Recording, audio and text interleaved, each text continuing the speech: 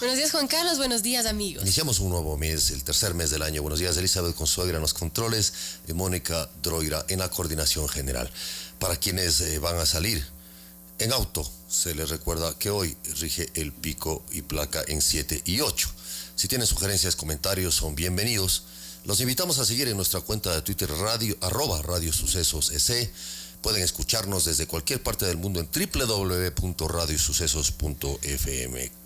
También les comentamos que este programa se transmite en vivo en señal abierta en Telesucesos, canal 29 UHF, en TV Cable, canal 23, en Claro TV, canal 43, y si tienen señal digital en canal 29.1.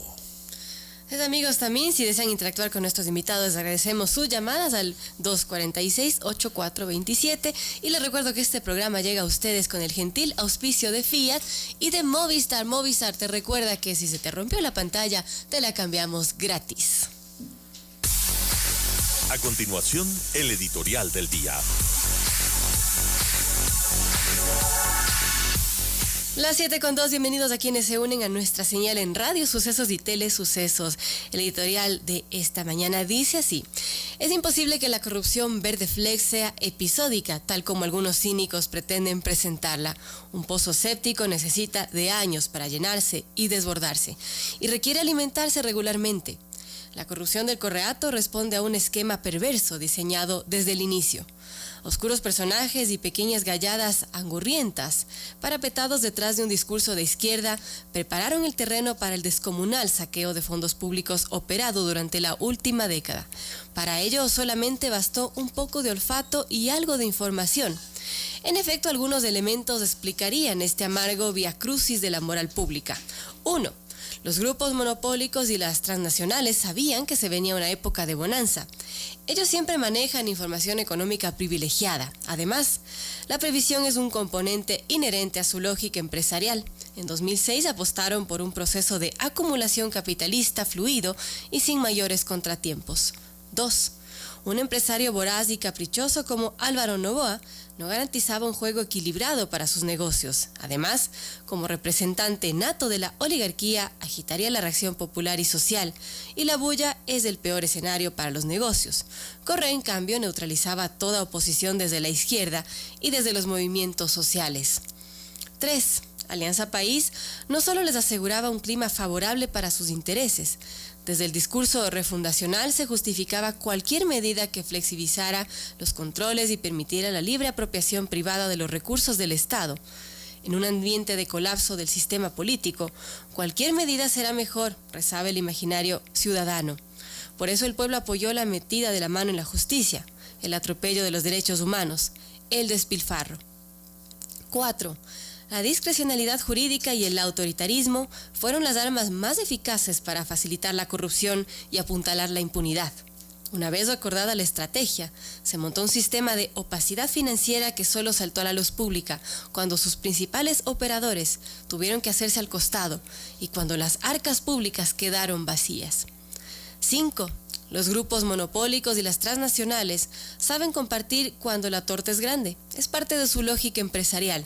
Dejar que a su sombra crecieran nuevos grupos económicos locales era un costo aceptable. 6. En medio de la lenidad jurídica y administrativa impuesta por el Correato, estos nuevos grupos de tecnócratas y arribistas verde flex hicieron su agosto. Se desataron. Omnibulados por la riqueza fácil e inmediata, dieron rienda suelta a sus hambres atrasadas. Y como dice el dicho, la codicia rompe el saco. Mejor dicho, rompe la tapa de la centina.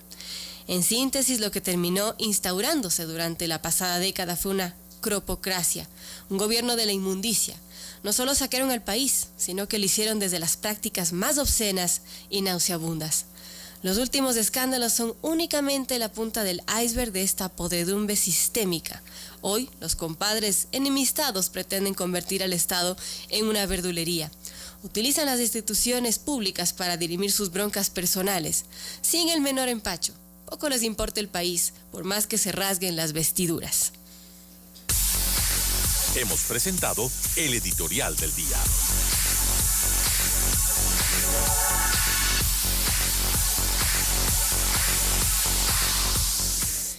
Amigos, vamos con información. Son las 7:06 de la mañana. La tarde de ayer, la Asamblea Nacional eligió a los 7 miembros del Consejo de Participación Ciudadana de Transición. Julio César Trujillo, Luis Macas, Luis Hernández, Pablo Dávila, Javier Zavala, Eduardo Mendoza y Miriam Félix fueron seleccionados. Los nombres salieron de las 7 ternas enviadas por el presidente Lenín Moreno el 19 de febrero pasado. Cerca de las 19 horas, la sesión 499 se suspendió y se estableció que se la retome el martes 6 de marzo.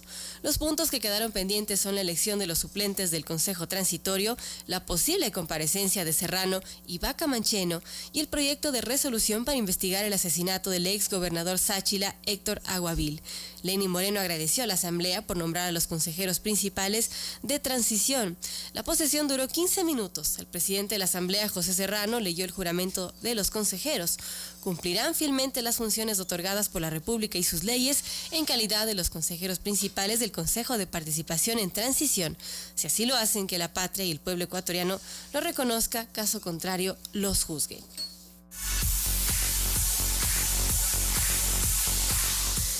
En otra información igualmente relacionada a la Asamblea, el legislador Homero Castañer de Creo presentó ayer una resolución en la que planteaba pedir la renuncia inmediata del presidente de la Asamblea, José Serrano, con 52 votos afirmativos, 46 negativos y 29 abstenciones. El legislativo no aprobó tratar la resolución dentro de la orden del día, en el que se eligieron a los nuevos miembros del Consejo de Participación Ciudadana Transitorio.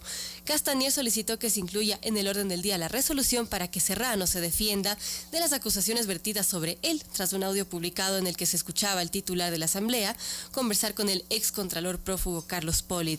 El planteamiento, que no fue aprobado, era que se reestructure la presidencia, la vicepresidencia y el Consejo de Administración Legislativa CAL y las comisiones en un plazo de 7 días. Y amigos, revisamos las redes sociales y ayer uno de los cuestionamientos más grandes fue la ausencia del Estado en las audiencias de la Comisión Interamericana de Derechos Humanos que se desarrolla en Bogotá, Colombia. Daniela Salazar, una jurista especialista en derechos humanos y esta materia, cuestionó al Estado y dice: la Cancillería intentaba justificar la ausencia del Estado en estas audiencias, en la supuesta garantía de los derechos de las mujeres. Nada más peligroso que un Estado que no escucha a las víctimas ni reconoce deficiencias o espacios para mejorar. Esto menciona Daniela Salazar. En otro tuit, la AMT informa, atención para quienes están circulando en la capital, cerrados los alrededores del Estadio Olímpico Atahualpa como parte del plan operativo. Hoy es el concierto de Maroon 5, así que hay personal que facilita la movilidad en el sector.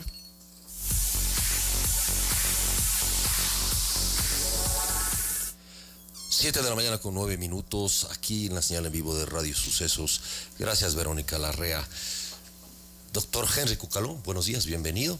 Buenos días, un gusto estar aquí. Buenos días a todos los oyentes. Les han dado palo algunos sectores en redes sociales por la abstención que ayer hizo el Partido Social Cristiano junto con Suma y otros sectores frente a la moción del diputado por Creo, al asambleísta por Creo, Homero Castañer, para pedirle la renuncia al presidente de la Asamblea Nacional, José Serrano.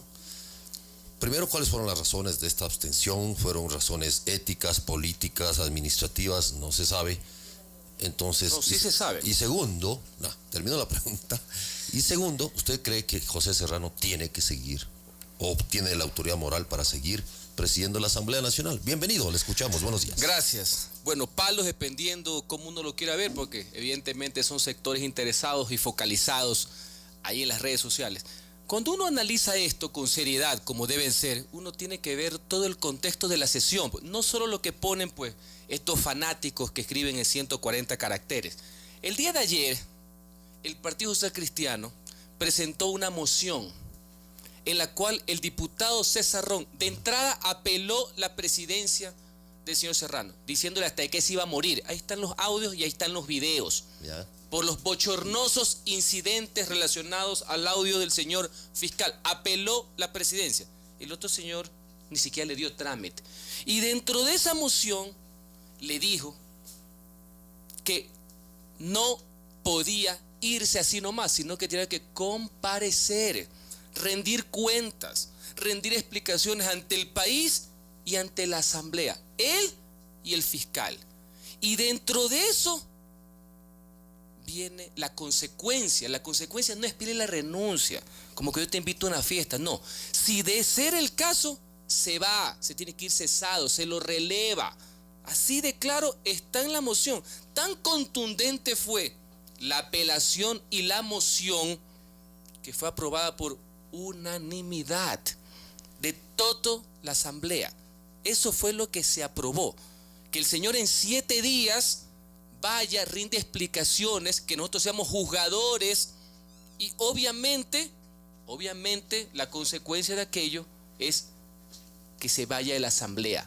Si es que él voluntariamente no lo hace, estar pidiendo renuncia es otro tema. Eso fue lo que se aprobó. Después, y esto ya me conozco este software, porque lo que le interesa no es esto, sino joder. Yo me conozco esto de memoria, estamos hasta la coronilla. Después presentan un mamotreto, que lo tengo aquí, ¿no? A ver. Un mamotreto que no tiene ni considerando, ¿no? Pero está bien, así es la democracia. Donde piden la renuncia, después que está aprobado que comparezca, que rinda cuentas, que explique, que nosotros analicemos, que se pida la renuncia. Ay. Pero después piden que se caiga toda la asamblea, remover todo en ese minuto cuando teníamos que elegir a los señores del Consejo de Participación. Y como esto vino después, lo lógico, yo no entiendo cómo una persona primero vota para que comparezca, para rendir cuentas, para estrujarlo, pero después voto para pedir la renuncia y que se vaya así nomás. Y no dicen nada del fiscal, valga la aclaración, porque esto es en combo. ¿Estamos? Entonces, por eso nosotros nos abstuvimos razonadamente. No es porque no queremos que el señor no se vaya, no. Queremos procesarlo, seguir el procedimiento que aclare al país y de ahí, ¿qué sabe? Pero aquí, esto. Y claro, la gente no cuenta la primera parte, y principalmente los señores. Y claro, tampoco cuentan que en esta resolución, que nosotros motivadamente estoy explicando por qué nos abstenemos con todo el hilo conductor, no cuentan que sí saben quiénes fueron los fervorosos que apoyaron esto, ¿no? Los correístas, pues, ¿no? Ah, sí, los correístas, ¿no? Claro, y sí sabe qué querían, ¿no? Es que eso es lo que se ve, yo tengo que aquí aclarar. No. Entonces, cuando el odio y la troncha los une, yo tengo que precisar el tema. Y no es la primera vez que pasa, ¿no? Lo que se manifestó más bien, ahí fueron alianzas, supongo que circunstanciales. Imagínate. Una, creo, con el correísmo. No sé, yo hablo de personas. En todo caso, mi obligación y el otro es aclarar. Es la alianza que se manifestó, votaron juntos. Toda la asamblea. Social Cristianos. Toda la asamblea. Suma y el morenismo. Toda la asamblea. Se habla ya de una nueva alianza. Nuestra moción, sí. ¿Hay o no una nueva alianza? Yo no entiendo qué alianza puede haber cuando desde el día miércoles yo como jefe de bloque, y está en todos los periódicos, anuncié cuál es la posición del partido.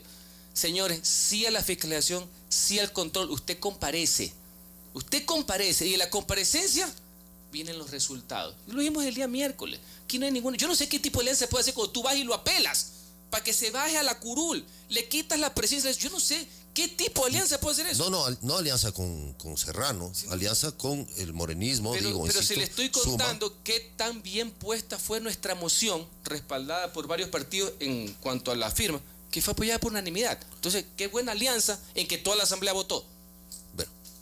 Bueno, después de esto, quisiera cómo se dio la sesión de ayer, cuál es su percepción después de la elección de los consejeros. A lo que teníamos que ir, porque aquí algunos querían entorpecer el tema, claro. Por eso nosotros sí fuimos claros, y siempre lo decimos, y si el señor Serrano tiene que caerse, se caerá, ¿ya? Pero aquí, reitero, el odio y la troncha, y lo dijimos también en el discurso, está ahí, a nosotros no nos interesa nada. No nos interesa ser ni conserjes de las comisiones. A nosotros nos interesa trabajar, que las leyes se aprueben a favor de la gente. No nos interesa nada, comisiones, nada. A diferencia de los otros, que sobre pretexto que el señor se caiga, quieren repartirse la asamblea. En el mismo minuto que nuestra obligación era votar y cumplir con el mandato del pueblo en el 4 de febrero en la consulta popular. Una vez que ya este medio show que les fascina y con todas estas redes y troll que los acompañan, ahora sí vamos a lo serio.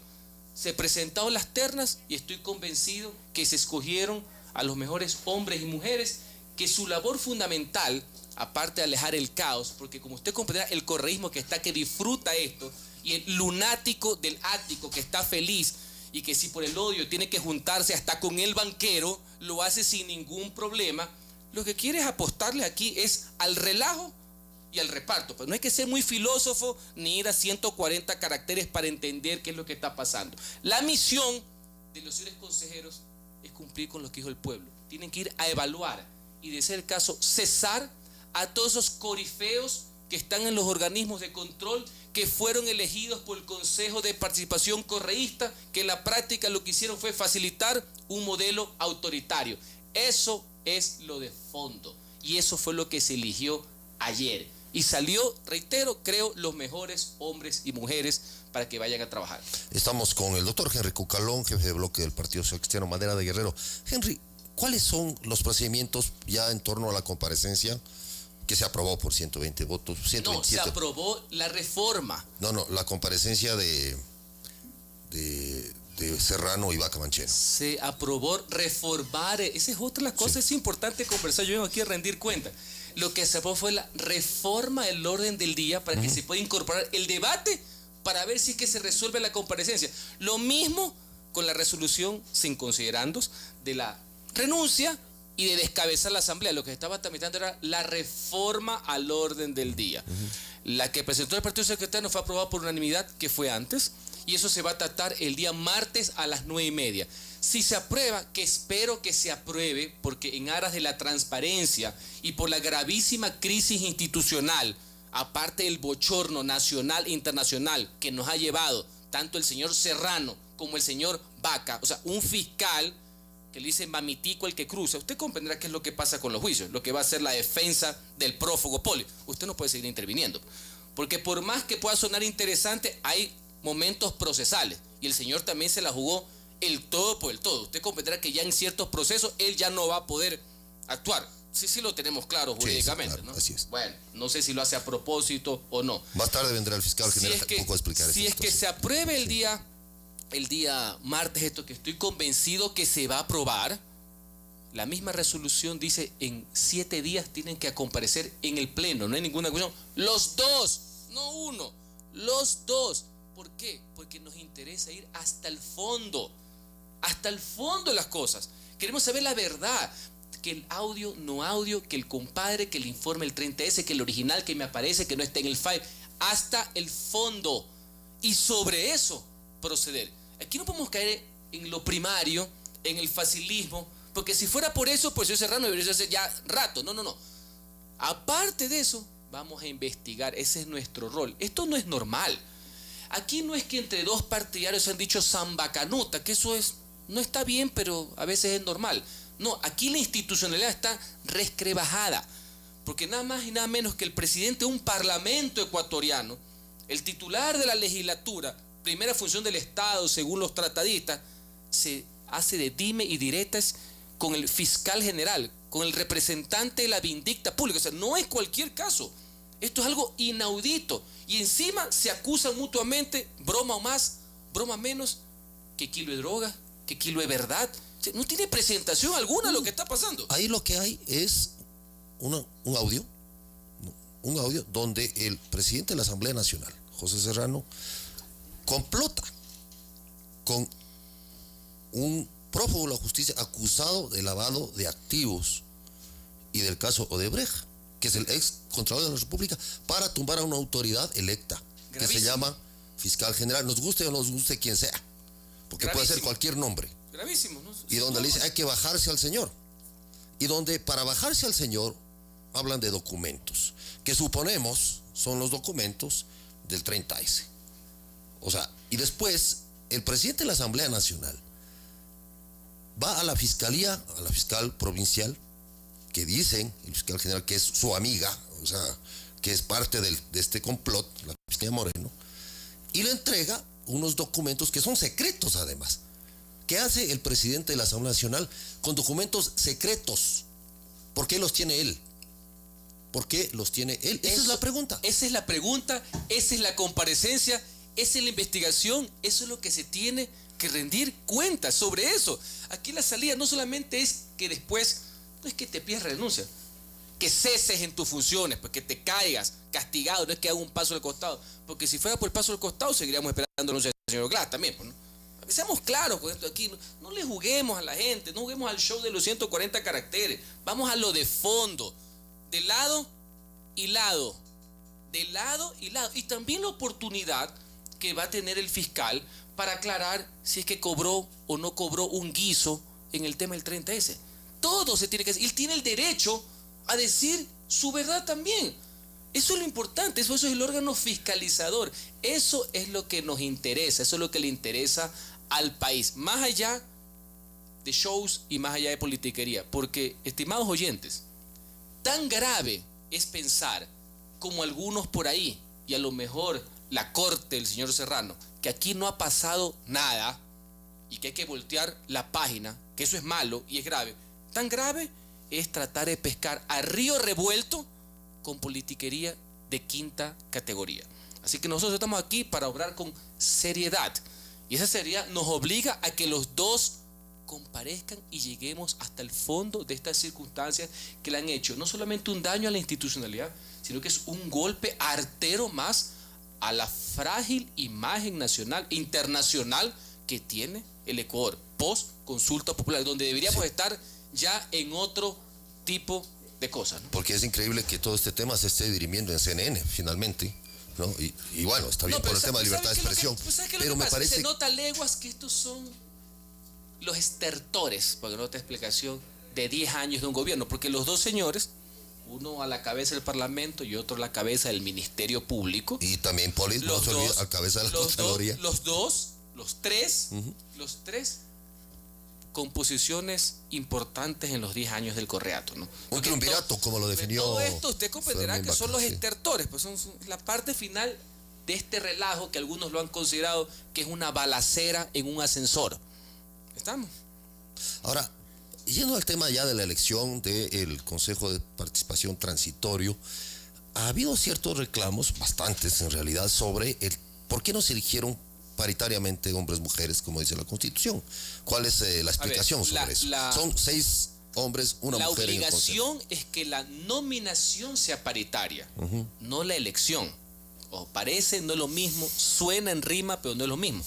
Y si había, en la nominación entre los 21 nombres, sí había un equilibrio de género, y está bien que sea así, no solamente por un mandato legal, sino por un mandato moral, es lo correcto. Ya en la elección, los cuadros eran distintos, porque con el tema del género, usted no puede escoger una mujer por mujer o un hombre por un hombre, sino si son los mejores. ¿Hay alguna duda que el coronel Hernández era mejor nombre que la señora Gallegos? No tengo duda alguna, yo voté por el señor Hernández. Esto no es un asunto de género, sino quién era mejor. Pero en todo caso, las ternas sí cumplieron con los principios de género. Sí, ahí está el punto. También, claro, es una potestad de los legisladores. No, tienen es una potestad del presidente nominar, sí, y una potestad de otros designar. Pero claro, no se hizo una especie de evaluación previa, es decir, ¿por qué Luis Hernández es mejor que Manuela Gallegos? Es muy subjetivo. Pero es que esa es la valoración que hace el legislador que cuenta con el respaldo de las urnas. Esa es mi valoración. Y puede ser subjetiva, pero la gran diferencia es que a mí en ese momento me eligió el pueblo. La trayectoria del señor Hernández, héroe de este país, héroe del CENEPA, ex asambleísta constituyente, académico, profesor universitario, no estoy desmereciendo a la señora, pero el señor tiene un mejor perfil para el puesto. Eso no significa que la señora no tenga una posición.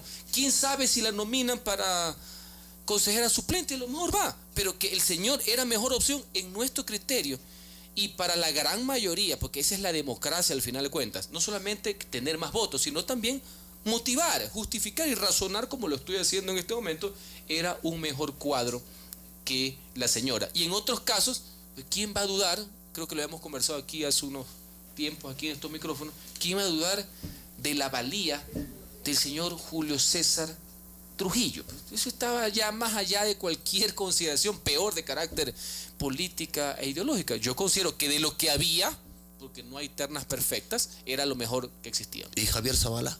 Por las mismas consideraciones. Misma. Fue el que menos votos obtuvo, ¿no? Sí, 73. Votos suyos también. A nuestro criterio. ¿Cuál fue el criterio? Nuestro criterio era el mejor de la terna. Más allá que César Maniego también es una persona importante. Era el mejor de la terna, fue mi profesor. Y valga la aclaración que usted me pregunte esto.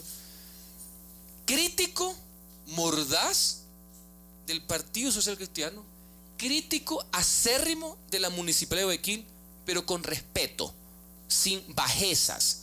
Ayer, para variar, vi en ese mundo que les gusta a algunos parlamentarios, que no es el de las ideas, el debate y el verbo, sino el de son hábiles tecleando, para eso es lo que sirven, deberían ponerse en una agencia de tecleadores, una infamia. ¿Cuál? Ahí dijeron, sacaron una foto del señor Zavala y del señor Pablo Dávila, que también fue elegido con una gran mayoría de votos, con el abogado Jaime Nebot, como que nosotros tenemos algo que ver. Fue un Twitter que envió a la asambleísta Ana Galarza de Creo. Me imagino, pero yo sí lo aclaro. Sí, sí. Lo aclaro. La farsa, ¿hasta dónde puede llegar? Esa foto, que la quieren hacer pasar como que es de ahorita para la elección, fue de una comparecencia pública hace 3 meses ante el Frente de Transparencia contra la Corrupción, de las cuales el señor Zavala y el señor Dávila eran miembros, como también la señora Rosana Alvarado, donde el alcalde compareció para denunciar al señor director del CERCOP, que se terminó cayendo por irregularidades, donde se presentó un proyecto de reforma a la ley de contratación pública, una sesión de trabajo, le quisieron hacer pasar como una sesión de troncha. Hasta eso ha llegado el fanatismo, la ausencia de las ideas, hasta querer trucar las situaciones, y eso le llaman oposición. Después nos preguntamos por qué diablo fue que el correísmo se quedó 10 años, ¿no? Parecían de la SECOM, ni siquiera la Supercom, que eso ya es bastante jodido, ¿no? Asambleísta, ahora que se eligieron y pasó pues esto de los temas claves de la consulta, que era la elección de los consejeros transitorios, hay temas urgentes en la asamblea que todavía los ciudadanos seguimos esperando. ¿Qué se va a tratar después de que ya se comparezca, si es que se da el caso, Serrano, Vaca? ¿Cuáles son los temas urgentes y que desde su bloque van a impulsar? Que eso es lo que le interesa a la gente. Mientras fiscalizamos, mientras ponemos orden, mientras hacemos un lado a los que han defraudado a la voluntad del pueblo, tenemos que trabajar en los temas que los benefician a ellos, no los de la politiquería. Y el Partido Social Cristiano Mere Guerrero los ha presentado y los ha perurgido. Le voy a poner un ejemplo que está en boga en estas semanas. El tema de las utilidades de los trabajadores, en que el correísmo, de forma inconstitucional e infame, le puso límite, contrariando a la Constitución de la República. No solamente que presentamos una demanda de inconstitucionalidad que guarda el sueño de los justos en la Corte y seguiremos reclamando, sino que el año pasado presentamos la reforma a la ley, que es de un artículo. Deróguese el artículo inconstitucional. Solo con eso le estamos dando a la ciudadanía, según el correísmo, a 9.800 familias de privilegiados, según ellos, para nosotros afectados, y así fuera uno, hay que defender sus derechos, le estamos dando una solución legal. Viene el tema, por ejemplo, hemos presentado el tema de la derogación de la tabla de drogas, que se convirtió en una aliada del microtráfico y no en una aliada de la juventud, por poner un ejemplo. Hemos presentado con el respaldo de 81 asambleístas, nunca se ha presentado en estos periodos, una reforma al Código Integral Penal, 81 legisladores. Partido Social Cristiano son 16. Eso demuestra que no hay sectarismo, demuestra apertura cuando se trata de temas que benefician a la gente, que están a favor de la vida, donde un código y donde las normas deben estar a favor de las víctimas, jamás de los victimarios. Proyectos para defender la autonomía de las universidades y la capacidad de decidir en libertad por parte de los jóvenes qué es lo que quieren estudiar, sin la intromisión de la mano estatista que quiere coartar los sueños de las personas. Proyectos en la línea de trabajo de que ningún gobierno, ni este ni ninguno, le meta la mano a los fondos de la seguridad social y a los fondos del Banco Central, que no son del gobierno, son de los ciudadanos. Y la próxima semana presentaremos, esto es importante, y esto va a servir de insumo a las muchas propuestas que hay, un proyecto de derogatoria parcial de la ley de comunicación, eliminando todos los artículos que configuraron la ley Mordaza, entre los cuales está la Supercom, el linchamiento mediático, las multas excesivas para ahorcar y asfixiar a los medios de comunicación, para quebrarlos y que ya no puedan seguir haciendo su trabajo, y armonizarlo bajo las normas del derecho internacional y los tratados internacionales. Y así le puedo seguir tratando algunos temas. Eso es lo que la ciudadanía requiere, exige y necesita. Y que con justa razón, si seguimos en esta voltereta de troncha y con estas decepciones que va más allá de la ideología, por parte inclusive de quienes lo representan, obviamente va a aumentar el nivel de desconfianza ante el Parlamento ecuatoriano. Porque recordemos algo, durante este periodo que comenzó en mayo, ya tenemos cerca de 9 meses aproximadamente, ¿qué es lo que ha hecho la Asamblea? ningunear, blindar y negar la fiscalización del señor Glass. Aprobar una ley mal llamada de reactivación, que en la práctica es de contracción, donde clavaron más impuestos. Lo único bueno, en la práctica, la ley contra la violencia de la mujer. No ha hecho nada. Y ahorita, enredada de nuevo en este tema. Por eso tenemos que, mientras fiscalizamos, mientras sancionamos, tenemos que destrabar la acción legislativa para aprobar las normas que el país requiere y exige. Muchas gracias al doctor Henry Cucalón, jefe de bloque del Partido Social Cristiano Madera de Guerrero, por estar aquí en estos micrófonos. Volvemos luego de unos minutos ya con el fiscal general del Estado, doctor Carlos Vaca Mancheno.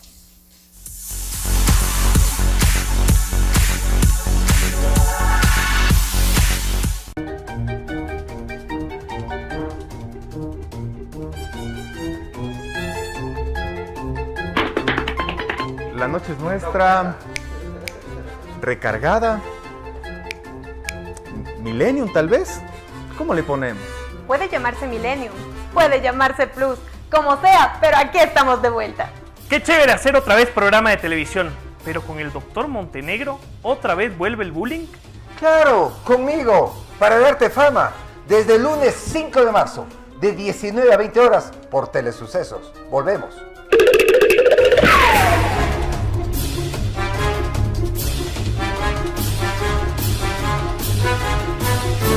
Sintonícenos por Canal 29 UHF, Canal 29.1 señal digital, TV Cable Canal 73, Claro TV Canal 43 y en tiempo real Telesucesos en vivo en Facebook.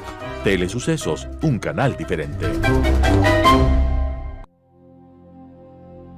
¿Puedes decir cuál de estos niños no nació libre? ¿Puedes decir cuál de estos niños no nació con igualdad? ¿Puedes decir cuál de estos niños no merece ser tratado con dignidad?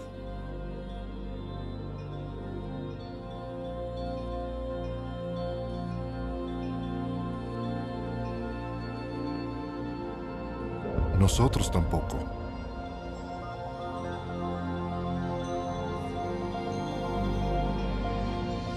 Derecho humano número 1. Todos hemos nacido libres e iguales. ¿Qué son los derechos humanos? Infórmate en jovenesporlosderechoshumanos.org.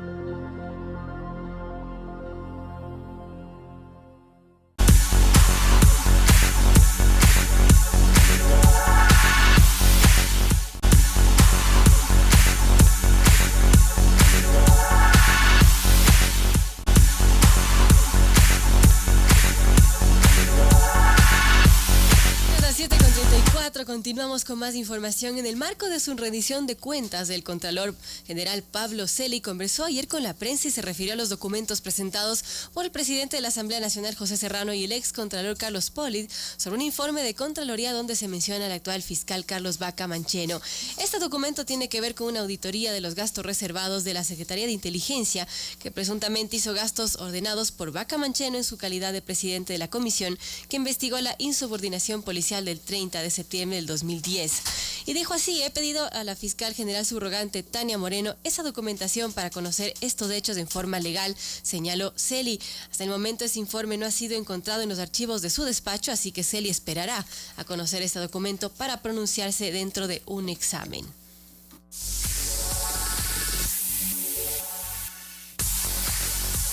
En otra información, la doctora Rocío Pérez, jueza de garantías penales de Pichincha, autorizó que se haga la exhibición del contenido de la información digital que contiene el audio en el que se escucha dialogar al ex contralor Carlos Polit y al presidente de la Asamblea Nacional, José Serrano, sobre sacar de la Fiscalía a Carlos Vaca. Según Fabián Salazar, fiscal designado para llevar la investigación previa, el lunes próximo se realizará la audiencia privada con la presencia únicamente de los interesados en la información que se periciará. En el caso, aún no existen personas investigadas, pero pueden acceder las partes que se sientan involucradas, apuntó Salazar.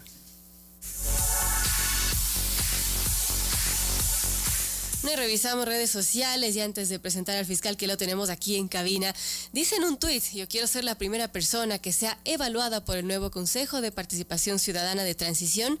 Quiero que tengan la certeza de todo el trabajo que se ha realizado en beneficio de la ciudadanía.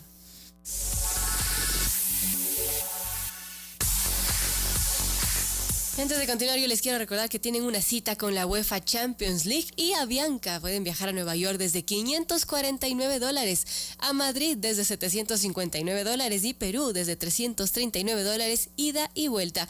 Pueden ser uno de los 2 compradores con mayor consumo en avianca.com y ganar un viaje para vivir una de las semifinales de la UEFA Champions League. Aprovecha esta promoción hasta el 5 de marzo y adquiere tus boletos con tu tarjeta Mastercard débito o crédito. Conoce más promociones a 24 destinos del mundo. Aplican condiciones. Avianca, miembro de Star Alliance.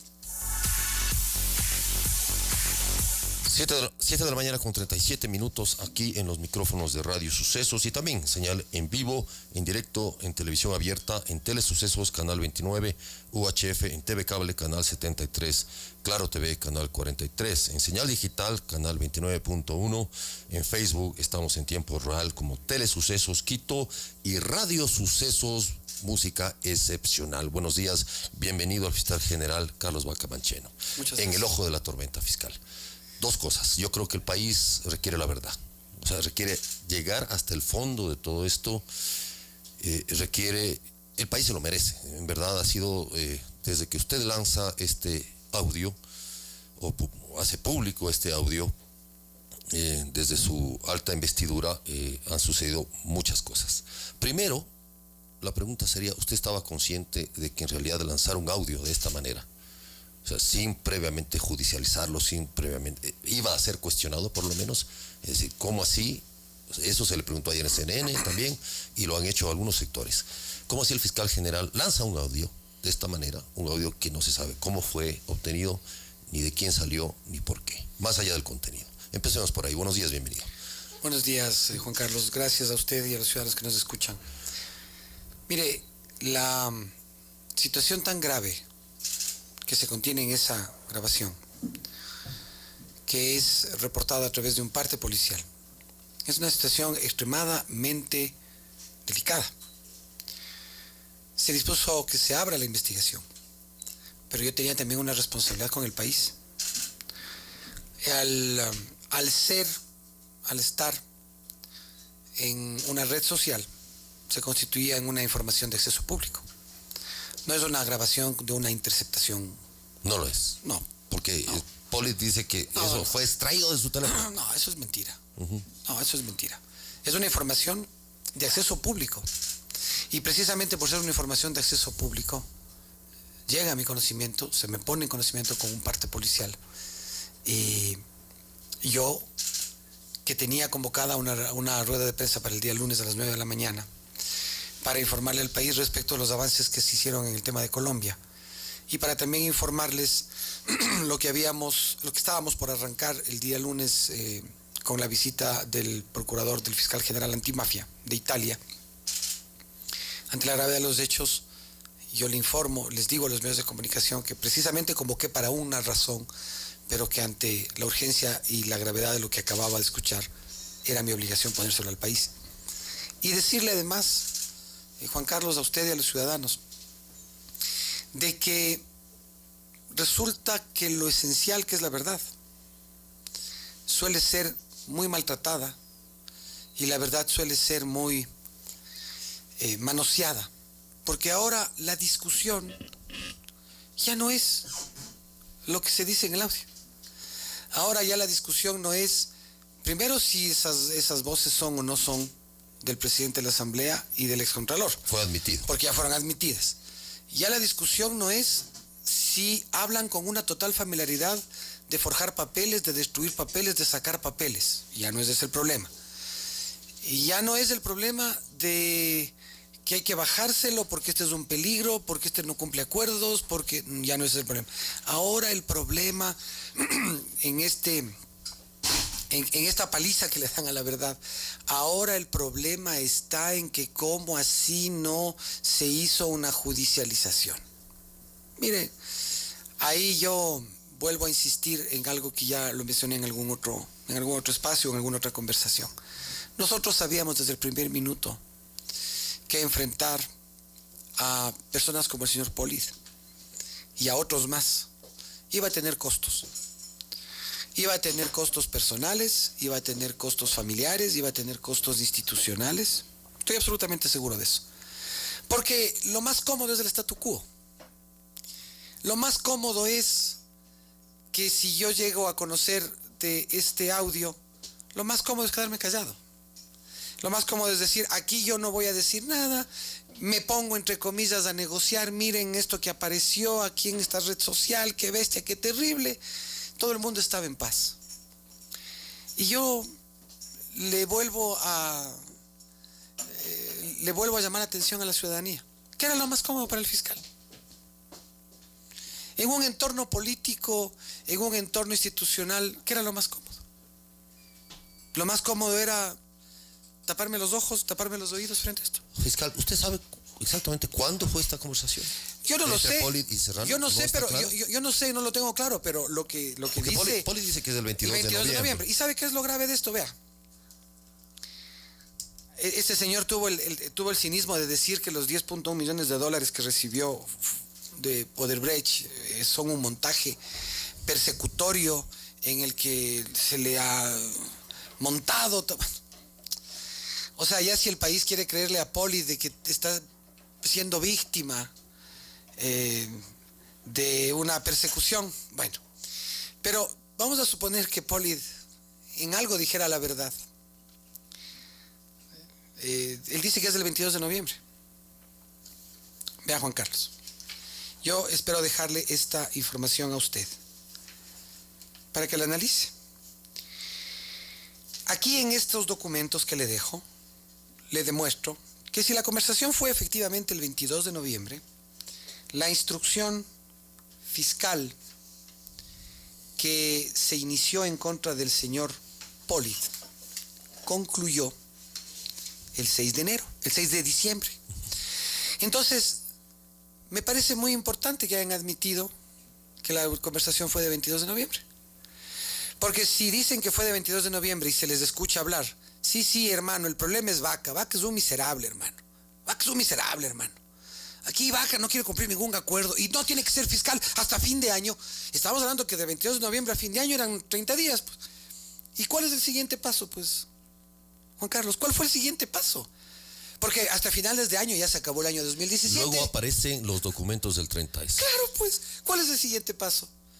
El siguiente paso es que como no pueden cumplir hasta fin de año el propósito de sacarlo al fiscal, y como no tienen, después de que son develados, después de que son descubiertos, ahí sí ya tienen la cara de salir y decir que ha habido problemas con el 30S, el que fue ministro del Interior del gobierno de Correa. ¿No es cierto? Ese es un punto. O sea, Serrano, por ejemplo, fue... El que fue el jefe de la policía del gobierno de Correa. Resulta que ahora el 30S ha sido una farsa, porque se está alineando a la idea del señor Pollitt posiblemente. Pero bueno, verá. Juan Carlos, ¿cuál es el siguiente paso después de que el miserable de Vaca tiene que salir hasta diciembre? ¿Cuál es el siguiente paso? Ya llegó el 31 de diciembre, ¿no es cierto? Todos los que nos escuchan pasamos el 31 de diciembre en nuestras casas o tomando una copa de vino o conversando, ¿no es cierto? O trastornándose, ¿no? ¿No es cierto? O haciendo lo que sea. Y claro, primeros días de enero, aparece Fernando Villavicencio y Andrés Páez blandiendo los documentos de Pollitt, blandiéndolos a la opinión pública. Aparecen blandiendo los documentos. Quiero antes, inmediatamente después de apertura de indagación de parte de la señora Moreno. Ir al tema de fondo que es el diálogo. Entonces Carlos Pollitt dice, aló, pana, ¿cómo estás? José Serrano contesta, hola, Carlitos. Carlos Pollitt le responde, ¿qué fue, compadre lindo? Que esta ha quedado ya dentro de una de las frases de la historia de la política ecuatoriana. ¿Cómo estás? Aquí pues, hermano, saludante. Hermano, dice José Serrano, aquí el tema es Vaca, hermano. Vaca es un miserable. Tú sabes que siempre fue un miserable. Y obviamente él no está dispuesto a cumplir con ningún acuerdo. Primera pregunta, ¿qué acuerdo? ¿A qué acuerdo llegó usted o no llegó? ¿O de qué acuerdo habla el señor Serrano? Vea, Juan Carlos, y ciudadanas y ciudadanos, yo no he llegado a ningún acuerdo con nadie. Con ninguna persona. Y lo que a mí me sorprende es qué acuerdos estarán haciendo a mis espaldas. ¿Qué acuerdos algunas personas, tal vez, alguien, estará haciendo pues a mis espaldas? ¿O qué acuerdos estarán pues esperanzados cuando tengan la fiscalía en su poder? Yo no pacto ni acuerdo con nadie. Yo tengo una responsabilidad ética. Yo tengo una responsabilidad moral, yo tengo una responsabilidad constitucional, yo tengo una responsabilidad jurídica. Y hasta ahora no se dice cuáles son los acuerdos. Pero ojo, Juan Carlos, usted continuará en la conversación y verá que todo lo que se ponen de acuerdo pasa. Todo pasa. Y ya va a ver. Dice, perfecto, dice Carlos Polit. Oye, dime una cosa, el documento lo tengo listo allá. Se refiere, supongo, al documento, pues eso tendría que aclararse el documento del 30S, o sea, este informe, no sabemos. Serrano le dice, ya. Carlos Polit dice, ok, procedo, o sea, le pide permiso a Serrano para proceder. Así es. Y José Serrano le dice, sí, Carlos Polit, porque ya el otro documento, dice, se refiere a otro documento, ya no existe. ¿Te acuerdas el que se mandó donde la amiga? Y usted dijo en su rueda de prensa que la amiga supuestamente es la fiscal provincial Tania Moreno. En ese punto quiero detenerme. Pregunta concreta. ¿Usted cree que Tania Moreno está dentro del complot o supuesto complot entre José Serrano y Polit para bajarse al fiscal Vaca? Yo no sé, creo que complot es una categoría política. Pero yo lo que sí puedo decir es que lo que después terminó de ocurrir confirma que desafortunadamente la persona a la que se refieren como la amiga parecería ser la doctora Moreno. ¿Y no está seguro tampoco, o sí? No, yo tengo ya mi propia convicción. Uh-huh. Yo tengo ya mi propia convicción que la dije el mismo día lunes. Porque hay un elemento que es interesante. El día lunes el fiscal general le devela al país este audio que ataca a las instituciones, socava la democracia. Y 15 minutos después se me abre un segundo proceso penal, una segunda investigación penal. 15 minutos después. Y 3 horas después se me abre un tercer proceso penal. ¿Y por qué son estos procesos penales? Este segundo proceso que se me abre 15 minutos después, sorpréndanse ecuatorianos, se me abre porque supuestamente no se le ha impedido reintegrarse a un funcionario de la fiscalía a la fiscalía en el año 2015. O sea... Usted no era fiscal general. No era ni fiscal. Y la tercera indagación es por un supuesto fraude procesal que pone el señor Andrés Páez,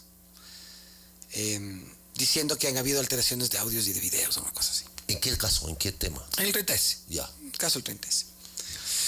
Entonces, 1 más 1 es 2. Dice la matemática simple. Y es desafortunado y es lamentable. Y es desafortunado y lamentable porque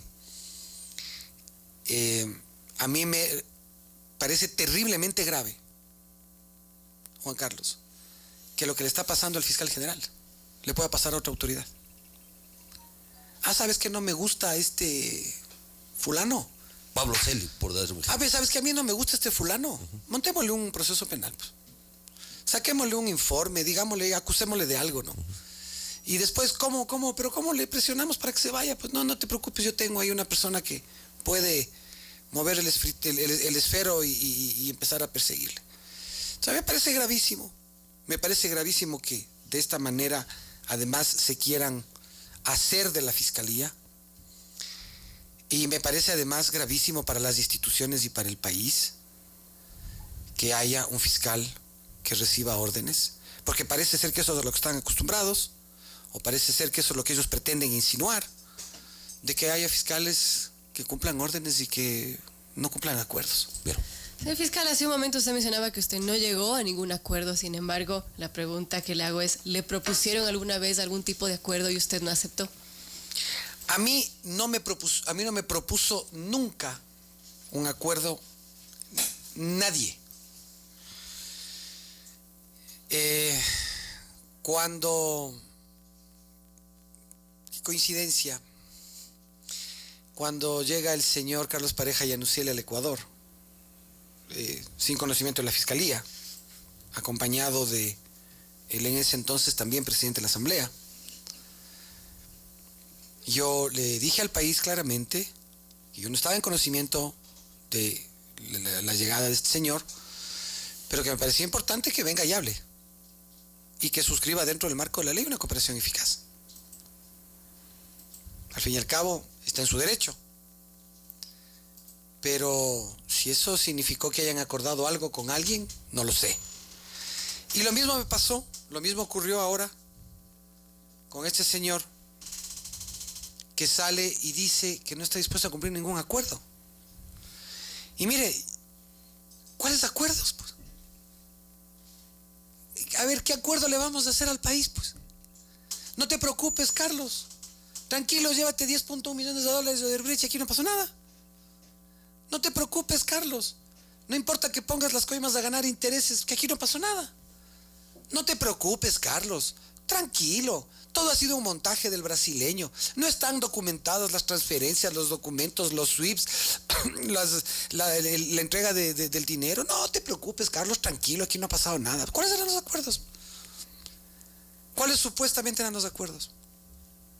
Entonces, yo no he hecho acuerdos, no hago acuerdos, no he pactado, ni voy a pactar con nadie.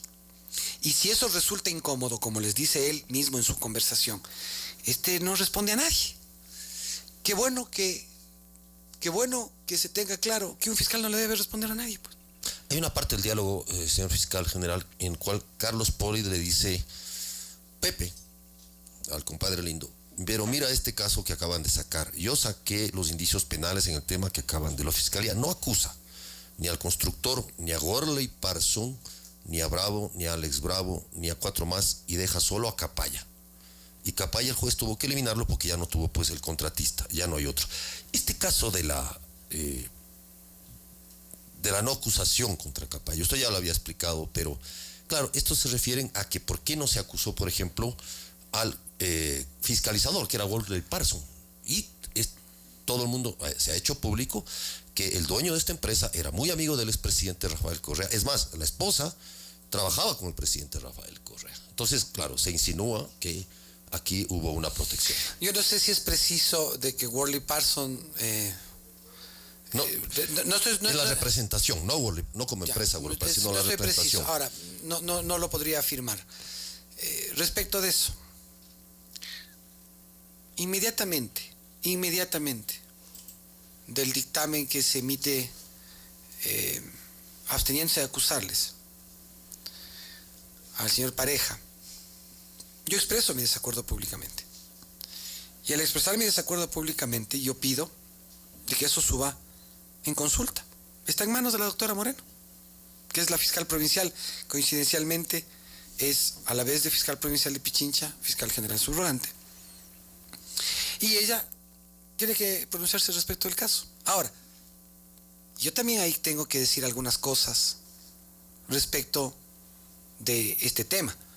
Primero, no es un caso que esté en mi escritorio, en mi despacho, no es que físicamente el fiscal lo lleva. Este es un caso de fuero común, porque el señor Pareja era, cuando comete el delito o cuando se comete el supuesto delito, no era un funcionario sin fuero, es decir, era un funcionario de fuero común. Presidente de Petroecuador.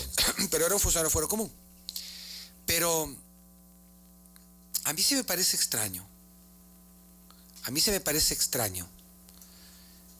Una sucesión causal de elementos. Y usted sabe que también la tarea del fiscal muchas veces es sospechar, ¿no? O principia la base, el inicio de la investigación también es la sospecha. A mí se me parece extraño una consecución causal de hechos que ocurren alrededor de este señor Pareja, del señor Polid, de los informes del señor Polid, del presidente de la Asamblea. Me parece un poco extraño, esa sucesión causal me parece un poco extraña, porque resulta que todos los informes con indicios de responsabilidad penal en contra del señor Carlos Pareja Llanuselli son después de que él ya estaba procesado penalmente y con orden de captura. Y entonces empezaron a aparecer ahí sí ya los informes con indicios de responsabilidad penal, cuando ya entre comillas era un árbol caído. Entonces eso a mí me parece que es una cosa en la que hay que reflexionar y profundizar. Tenemos que analizarlo bien, pero cuando se trata, en este caso en particular, cuando se trata del señor Pareja Yannuzeli, hay algunas cosas que todavía no terminan de cuadrarme del todo. Y que me parece que son muy importantes que en algún momento el país los conozca. Señor fiscal, a mí me llama mucho la atención el que el señor presidente de la Asamblea Nacional tenga en sus manos un informe secreto de la Contraloría. Es decir, un informe reservado, porque los informes sobre la SENAIN son reservados. Solo puede usarlo el Contralor General, ¿no es cierto?, en función de lo que dice la ley. Y después de la rueda de prensa que da el señor presidente de la Asamblea, José Serrano, va a la Fiscalía, donde Tania Moreno, y judicializa o entrega documentos que dice que son originales.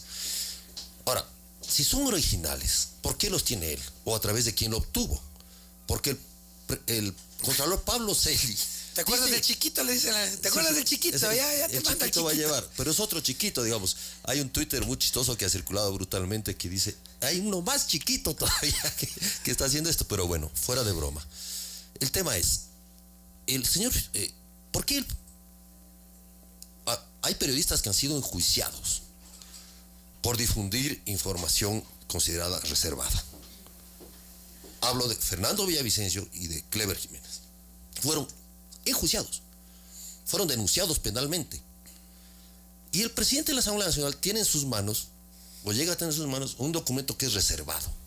Si este documento existe, o sea, si es, él debería explicar por qué los tiene. Y si no es real, ¿por qué tiene un documento falso? No sé que usted, digamos, tiene algo que decir en el tema y tiene vela en este entierro, pero a mí técnicamente me preocupa eso. ¿Por qué un presidente de la Asamblea tiene un documento reservado en sus manos y a través de quién lo obtuvo? Claro, y es por eso le decía al arrancar, no solamente se confirma la autenticidad del audio porque ambos lo reconocen, se confirma lo que dicen, es decir, se confirma la ruta que ellos trazan.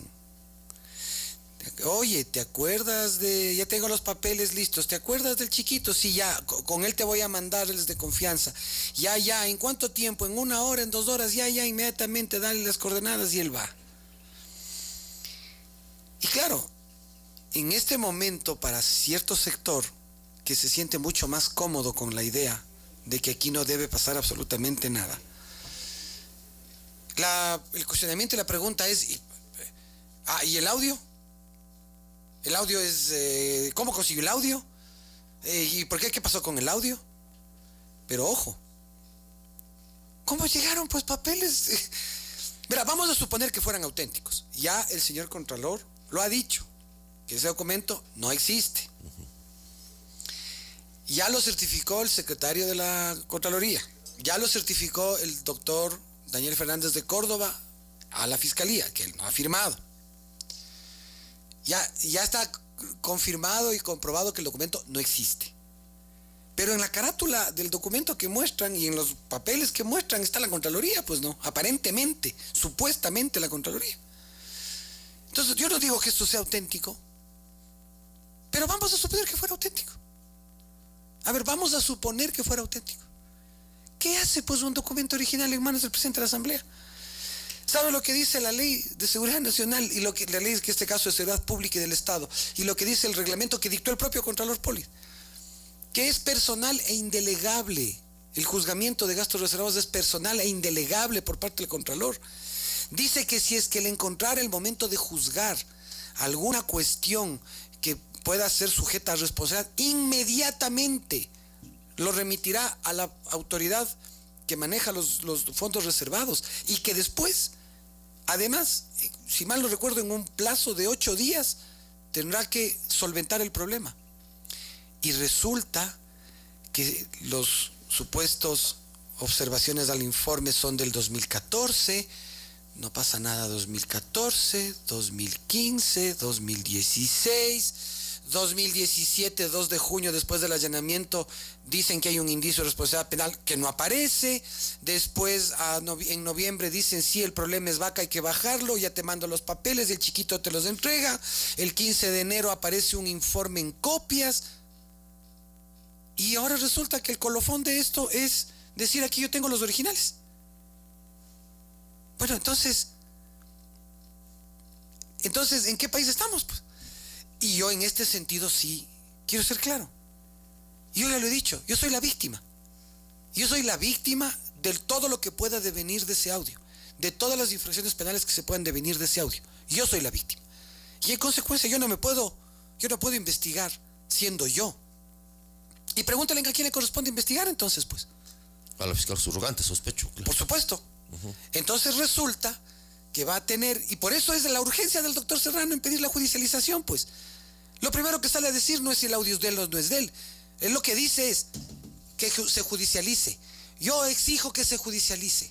Lo primerito que quiero es que se judicialice. Claro, pues, va a tener que investigar la doctora Moreno. Y si la doctora Moreno es la que, porque y eso es lo que dice el audio, si ella es la amiga a la que le entregaron los papeles, entonces ella tampoco va a poder investigar. Va a tener que intervenir el Consejo de la Judicatura, disponer una fiscalía subrogante que haga con objetividad esto. Entonces, a mí me parece que hay una enorme asimetría. Una enorme asimetría. El señor Polid se sienta ante los medios de comunicación mostrando los supuestos documentos reservados y secretos en Miami y nadie le cuestiona que él esté en Miami con documentos en la Contraloría. Señor Fernando Villavicencio y Andrés Páez sale a dar ruedas de prensa mostrando documentos secretos y reservados en caso de que fueran auténticos y nadie les cuestiona el origen. Sale el señor Serrano en la entrevista del día lunes en la rueda de prensa diciendo yo tengo los originales, lo cual es mentira. Mis abogados revisaron el expediente ayer, es mentira, no son originales, pero bueno. Sale y dice yo tengo los originales y no pasa nada. Sale el fiscal a revelarle al país una conspiración en marcha para votarle al fiscal porque el fiscal es peligroso, no cumple acuerdos, etc. No, y el problema es, ¿y cómo? A ver el fiscal, ¿qué pasó? ¿En dónde está el audio? O sea, yo sí considero que ahí hay una asimetría que puede ser peligrosa. Porque yo le ratifico a Juan Carlos, le ratifico a los ciudadanos. Si yo me tengo que ir, me voy. Si yo debo irme a mi casa, me voy. Si yo tengo que salir el día de mañana de la Fiscalía General de Estado, me voy. Yo saldré de la Fiscalía como entré, con la frente en alto. Yo saldré de la Fiscalía como entré, siendo un hombre honesto, sin haber pellizcado nunca mínimamente un contrato o bienes públicos indebidamente. Yo saldré como me fui. Yo saldré como llegué, perdón. Yo miré a la calle como me fui, como yo llegué. Entonces que no me vengan, que no vengan ahora en estas asimetrías a decir, ay, no importa, no importa, y la conspiración no importa, y el papel no importa, y el chiquito no importa, y que vos eres un miserable, no importa, eso no importa. ¿De dónde sacó el audio? Mientras ellos exhiben como hojas volantes los documentos supuestamente secretos y reservados de la Contraloría. ¿Cómo le afectan a la institucionalidad de la Contraloría también? De carambola le afectan a la institucionalidad de la Contraloría, de carambola le afectan a la institucionalidad de la Fiscalía y de carambola la Asamblea Nacional, bueno, no la Asamblea, un legislador conspirando para sacar autoridades en lugar de enjuiciarme. ¿Por qué si es que yo era un miserable? ¿Por qué no me llamó a juicio político? Eso es lo que corresponde en una democracia, eso es lo que corresponde para respetar las instituciones. ¿Por qué no me llamaron a juicio político? ¿Por qué no el señor Serrano, si pensaba que era un miserable, por qué no firmó un documento diciendo, le convocamos a juicio político? ¿Por qué? Porque, no sé, porque... ¿Pero por qué no me convocaron a un juicio político? ¿Por qué no me dijeron, a ver, explique por qué, qué ha hecho, dónde ha hecho, cómo ha hecho? ¿Qué está haciendo usted con la Fiscalía? Entonces, como no tenían ninguna tacha moral, tenían que encontrarme de alguna forma, callarme, ¿no? Y eso no lo van a conseguir. Con todo esto que se ha dicho, señor fiscal, ¿qué expectativas tiene de su comparecencia posible en la Asamblea y también de estos procesos penales que se lo está investigando? A ver, yo compareceré a la Asamblea porque es mi obligación como ciudadano y es mi obligación como fiscal. Yo compareceré a la Asamblea y diré absolutamente todo. Yo quiero que me convoquen a la Asamblea. Yo quiero que me convoquen a la Asamblea porque voy a decir absolutamente todo. Y voy a hablar absolutamente todo lo que tengo que hablar, como lo he hecho a los ciudadanos. Aquí están. Por eso le decía a Juan Carlos, espero tener la posibilidad de dejarle una fotocopia de estos documentos, que son públicos. No son documentos reservados y secretos que aparecen en el escritorio de otra persona. No, estos son públicos. Estos son documentos que forman parte de expedientes públicos. Aquí está. ¿Cómo pactaron millones de dólares? ¿Cómo llegaron esos millones de dólares a las cuentas del señor, de los prestamistas del señor John Pollitt? El registro de la asistencia penal de Estados Unidos, el registro de la asistencia penal de Brasil, las declaraciones, los testimonios, cómo la compañía de la que la señora Sauvecha Humón y el señor Carlos Pollitt, por intermedio de su cuñado y su hermana, le arrendaban las oficinas de Odebrecht. Aquí está todo. Aquí está todo. Y yo voy a conversar a la Asamblea y les voy a decir absolutamente todo. Por ejemplo, le va a decir por qué el señor presidente de la Asamblea, José Serrano, quiere tumbarse al fiscal general. ¿Qué tiene el señor José Serrano? O sea, ¿por qué quiere tumbarse al fiscal general? Y yo creo que ahí hay también nuevamente hay una simetría. E incluso yo creería que es casi una contradicción o una paradoja. Todo el mundo se llena la boca hablando de lucha contra la corrupción.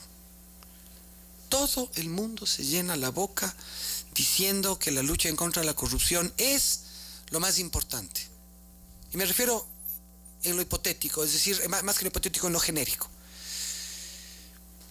Pero cuando alguien lo hace, ese alguien tiene que ser eliminado. Alguien tiene que... Todos queremos un país transparente. Todos lo queremos. Todos queremos un país honesto. Pero cuando alguien señala lo que está ocurriendo, lo que no está pasando bien, entonces ese alguien tiene que convertirse automáticamente en una víctima. Y claro, veamos, extendamos la sábana y digámosle al país qué es lo que está pasando. Alguien tiene que prender la luz. ¿Y qué es lo que está pasando? Lo que está pasando es una cosa extremadamente grave, que deja de ser y pasa de ser la sospecha a constituirse en la certeza de que para ciertas personas comandadas desde Miami, el fiscal es un peligro. El fiscal es un peligro porque está haciendo su trabajo. Y yo desde el punto de vista como ciudadano, no crea, Juan Carlos, que esto no me parece a mí bochornoso. Esto me parece bochornoso. Es horrible. Es una cosa desagradable. Es casi repugnante. Pero ¿cuándo le vamos a poner orden a las instituciones? ¿Cuándo le van a la fiscalía a dejar hacer lo que tiene que hacer como fiscalía? ¿Cuándo la fiscalía se le va a permitir que continúe trabajando como tiene que hacerlo? ¿Usted cree que el presidente de la Asamblea Nacional, José Serrano, quiere controlar la Fiscalía General del Estado? O sea, bueno, lo que al menos queda claro es que la presencia del fiscal general es incómoda, ¿no? Porque soy peligroso, porque soy miserable, porque no cumple acuerdos. Y obviamente, que asuma mi subrogante, pues. O sea, que sea Tania Moreno la que sea la me supongo que ese es el plan, pues. Que además queda absolutamente develado con la conversación que tiene con el señor Pollitt. Porque... Ahora, eso dependerá hoy del Consejo de Participación Transitorio. De hecho, ya ha sido nombrado. No sé cuál es el orden de análisis que van a hacer a las autoridades actuales de control que nombró el Consejo de Participación, porque, ojo, no todas las nombró el Consejo de Participación. ¿Qué espera usted de esto? Entiendo que será llamado, no sé si... Obviamente, supongo que por presión pública será llamado usted primerito a comparecer ante este Consejo. Bueno, yo espero firmemente, porque el día de ayer han sido elegidos los consejeros del Consejo de Participación de Transición. Yo espero firmemente como ecuatoriano que lleguen a buen rumbo en su trabajo y que lleguen a buen rumbo en las tareas y en las responsabilidades que les ha entregado el país. Y yo lo dije ya hace unos pocos minutos en otro medio de comunicación: quiero ser yo el primero en ser convocado. Quiero ser yo. Quiero que a mí sea al primero que se me evalúe.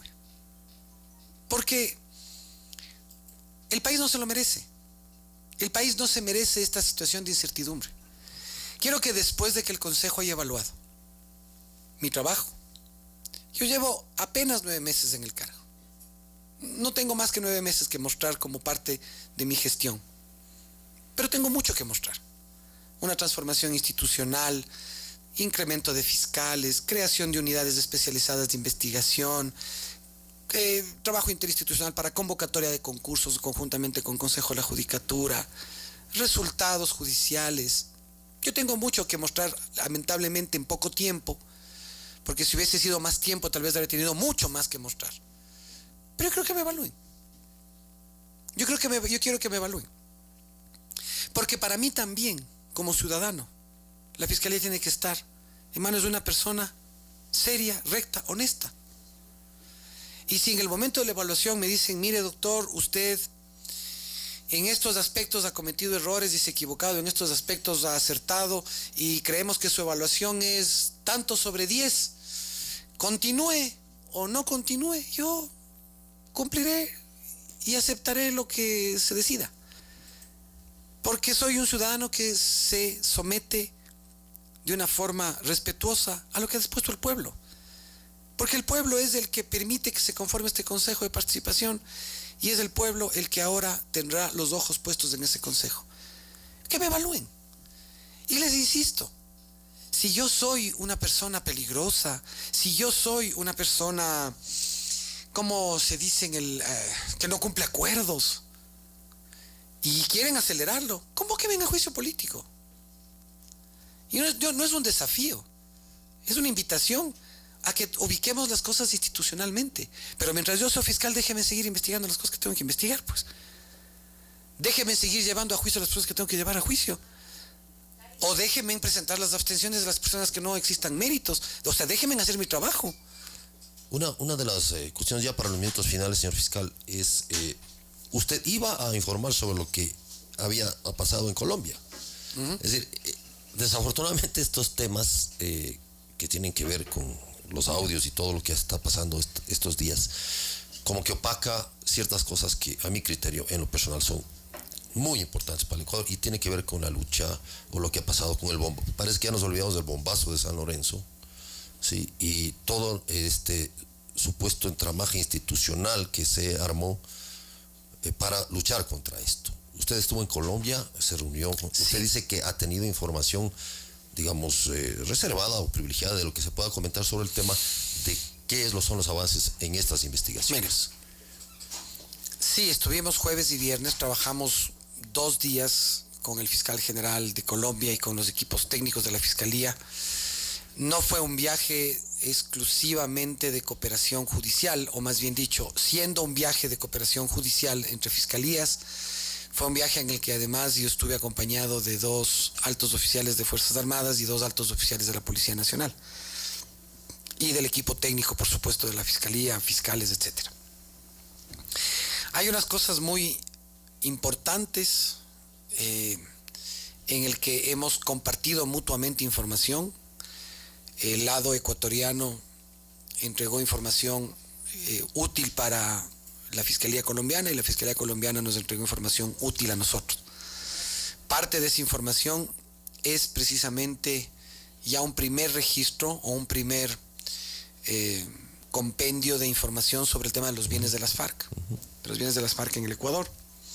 Ahí el señor fiscal aclaró, el fiscal general de Colombia, en una pequeña rueda de prensa, digamos, declaración pública que hicimos en Bogotá, él aclaró que la Fiscalía está en un proceso de análisis y ha analizado 13 millones de archivos de todos los allanamientos y actividades legales que ha hecho Colombia con relación a ese tema, y de esos 13 millones de archivos que ellos han analizado nos han entregado lo que corresponde a Ecuador.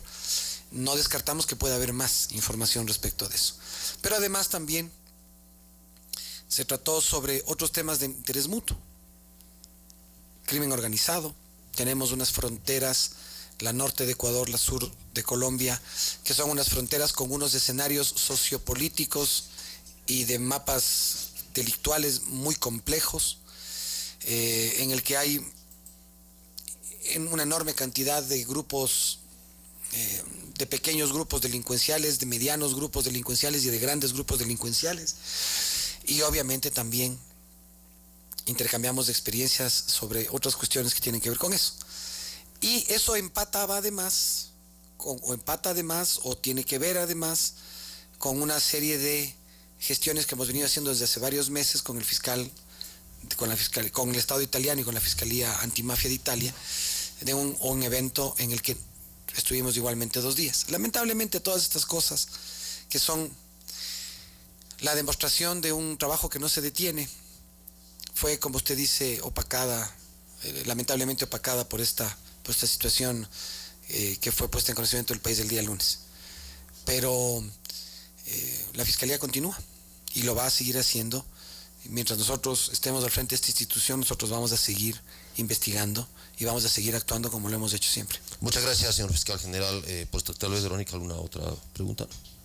Y bueno, yo quería leer un tuit de Janet Inostroza que dice: la primera pregunta que Vaca no pudo responder: ¿por qué el fiscal del Ecuador publicó este audio de una conversación que encontró en una red social, dice, sin antes verificarla y luego judicializarla? ¿Incumplió con la ley que él mismo ayudó a elaborar? Eso pregunta Janet Inostroza. No se incumplió la ley, se trataba de una información de acceso público que llega a mi conocimiento y que ha merecido ya la iniciación de una investigación. Ahí no existe ninguna violación legal.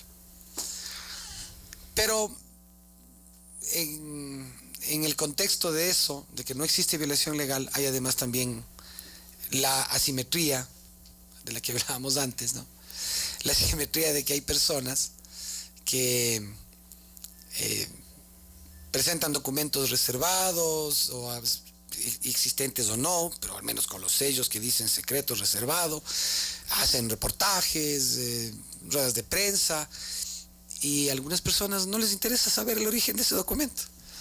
El fiscal devela una conspiración en marcha para bajarse al fiscal, para hacerse de la fiscalía, para decir que el fiscal es un tipo peligroso porque no cumple acuerdos, para decirle: ya te mando con el chiquito los papeles que los tengo listos porque los otros ya no hay. No, ya no hay. Los que estaban en la contra ya no hay. No, ya no hay. Y interviene una tercera voz que le dice: oye, Carlos, dame coordenadas, yo te voy a mandar uno de mis chicos bravos. Y así, ¿no? Una conversación muy mafiosa. Y resulta que lo importante de la conversación mafiosa no es la conversación mafiosa. Lo importante de la conversación es si se debió haber judicializado antes o después. Es una simetría que de todas maneras todo el mundo tiene obviamente derecho de opinar lo que corresponda, ¿no? Pero y aquí en este caso no existe ninguna violación legal. Claro, de todas maneras son preguntas pertinentes y que el fiscal general deberá responder, porque obviamente por eso es autoridad pública. Claro, así es. Evidentemente. Gracias, señor fiscal, por estar con nosotros. Muchísimas gracias. En otra oportunidad quisiera invitarlo también a participar en un diálogo sobre los temas estos. Es decir, ¿qué se habló con el fiscal antimafia? ¿Cuál es la idea de Italia? ¿Cuál es la idea con esta colaboración? Muy importantes. Y el tema con la Fiscalía de Colombia y sobre crimen organizado, que me parece que es un tema central en el futuro del país. Gracias, señor fiscal. Muchas gracias. Volvemos luego un momento.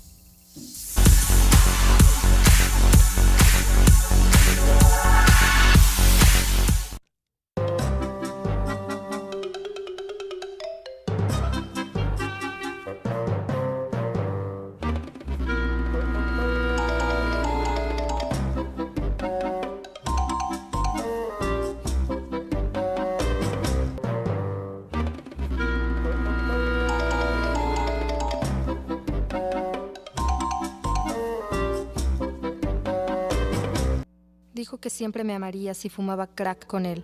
¡Te lo dije! ¿No entiendes? Te dije, te lo dije, ¿no entiendes? ¡Te amo! ¡Trato de ayudarte!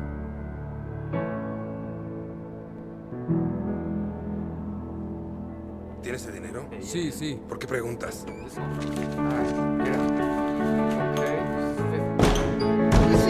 ¡Policía! ¡Policía! ¡No se muevan! ¡No! ¡Vamos arriba y contra la pared!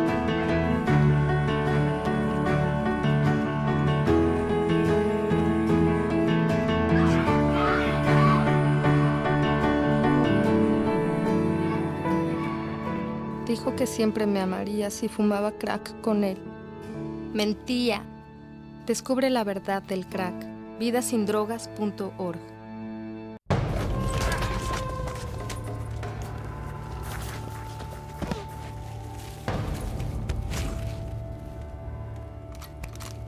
Oliver James. Mi amigo, bienvenido a mi país. Tengo derechos.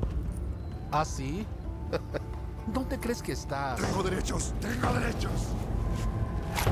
Los únicos derechos que tienes aquí son los que yo te doy. ¡Preparen! 1, 2.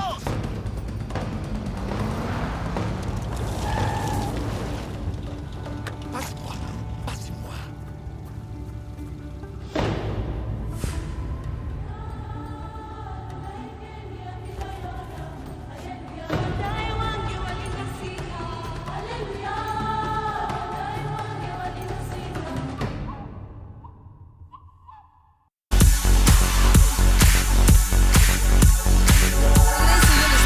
Noticia rompedora. Si de pequeño tu mamá te decía que todo rompes, que nada cuidas, que todo dañas, tranquilo, eres un rompetodo, y Movistar lo sabe. Por eso puedes comprar tu smartphone en plan Movistar, y si rompes la pantalla te la cambiamos gratis, porque Movistar elige todo. También quiero recordarte que tienes una cita con la UEFA Champions League y Avianca. Puedes viajar a Nueva York desde $549, a Madrid desde $759 y a Perú desde $339 ida y vuelta. Sé uno de los 2 compradores con mayor consumo en avianca.com y gánate un viaje para vivir una de las semifinales de la UEFA Champions League. Aprovecha esta promoción hasta el 5 de marzo y adquiere tus boletos con tu tarjeta Mastercard, débito o crédito. Conoce más promociones a 24 destinos del mundo. Aplican condiciones, ya lo saben. Avianca, miembro de Star Alliance.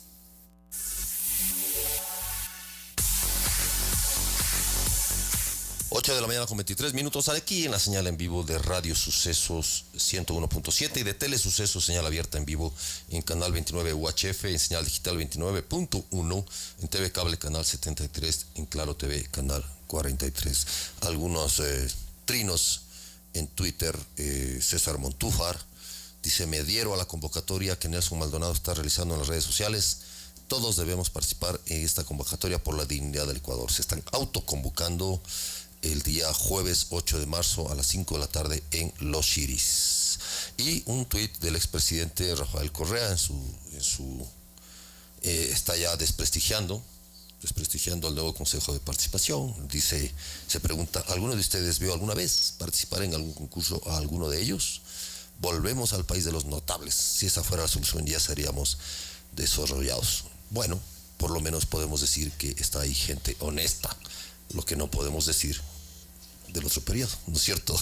Estamos aquí con Hugo Espín, abogado en libre ejercicio. Le habíamos convocado a Hugo, gracias por estar con nosotros. Muchas gracias. Porque él tiene algunos defendidos, unos policías defendidos, en 2 temas importantes. El tema pases policiales, ¿no es cierto?, que involucran cuya fiscal del caso fue Tania Moreno, ¿no es cierto? Y fue el escándalo nacional en el cual se hizo de los pases policiales un mercado persa, digámoslo así, ¿no es cierto?, donde se compraban y se vendían pases, y eso se demostró de alguna manera, pero hay alguna gente que fue inocente, obviamente, y está condenada. Y en ese juicio, la fiscal de ese caso, Tania Moreno, no acusó ni tomó en cuenta a las personas que eran responsables políticas de los pases, que era el entonces viceministro Fuentes, ¿recuerdo?, y el entonces ministro del Interior, José Serrano. Y el otro caso, entiendo, Hugo, también defiendes a algunos expolicías en el tema 30S, ¿no es cierto? Entonces hay una doble condición ahí. Quisiera preguntar, ¿cómo ves tú como abogado en ejercicio profesional, porque tú eres un abogado defensor de estos casos que son muy delicados y que involucran a la policía, toda esta situación que está pasando y cómo afecta en realidad a la institucionalidad y al ejercicio del derecho? Bienvenido. Muchísimas gracias. Realmente para todo abogado en el país debe ser un tema de mucha preocupación lo que está sucediendo. No solo ahora, sino que lo hemos venido gritando, y digo gritando porque en cada audiencia que se produjo dentro del famoso caso 30S y todas sus diferentes aristas, porque hay que recordar que el caso 30S nace con un primer proceso de rebelión en el cual yo participé directamente, en el que se detiene en flagrancia a 55 policías el 5 de octubre, es decir, 5 días después se les detiene en flagrancia con una convocatoria al centro de adiestramiento canino para una supuesta reunión donde son retenidos ilegalmente por el lapso de prácticamente 8 o 9 horas hasta que consiguieron una orden para poder trasladarlos a la Fiscalía General. Así nació el tema 30S.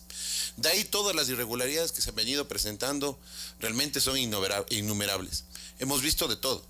Hemos visto videos editados que fueron presentados, por ejemplo, en el caso del coronel Felipe Cerda, en la provincia de Pastaza, donde no hubo ni daños materiales a propiedad pública ni a propiedad privada, donde no hubo suspensión de servicios porque la policía laboró normalmente, no hubo afectación a instituciones financieras, bancarias, absolutamente nada. Pero se presentó como carga de prueba después de que el proceso fue desestimado en el 2012. En el 2014, después, como efecto de la Comisión 30S, se reabrió este caso. Se le acusó al coronel Felipe Cerda, que era en ese momento el comandante provincial, es decir, cuando estuvo en el grado de teniente coronel, cuando se dieron los hechos del 30S, él tenía el grado de teniente coronel, valga la redundancia, y posteriormente, cuando ascendió, fue ratificado en la misma plaza porque justamente logró controlar todos los eventos. Así lo manejó en su momento la Policía Nacional como institución. Finalmente, Fiscalía establece una relación y termina siendo condenado a 1 año de cárcel, con la única prueba que se presentó, el video entregado por la Comisión 30S, que fue ampliamente impugnado porque consideramos que era una edición con falta total de originalidad, y al ser una edición se convertía ya no en una prueba, sino en un medio de prueba, sino se convertía en una película en la que se mostraban los actores, se mostraba cuál era la trama y se establecía la responsabilidad. Es decir, sí hubo videos editados, claro, en que se usaron en la acusación contra gente del 30S que tuvieron su origen en el informe de la Comisión 30S. Sí, señor. Y también se utilizaron videos editados en todos los demás procesos. No hay un solo proceso que no haya tenido injerencia de veedores, entre comillas, del Ministerio del Interior.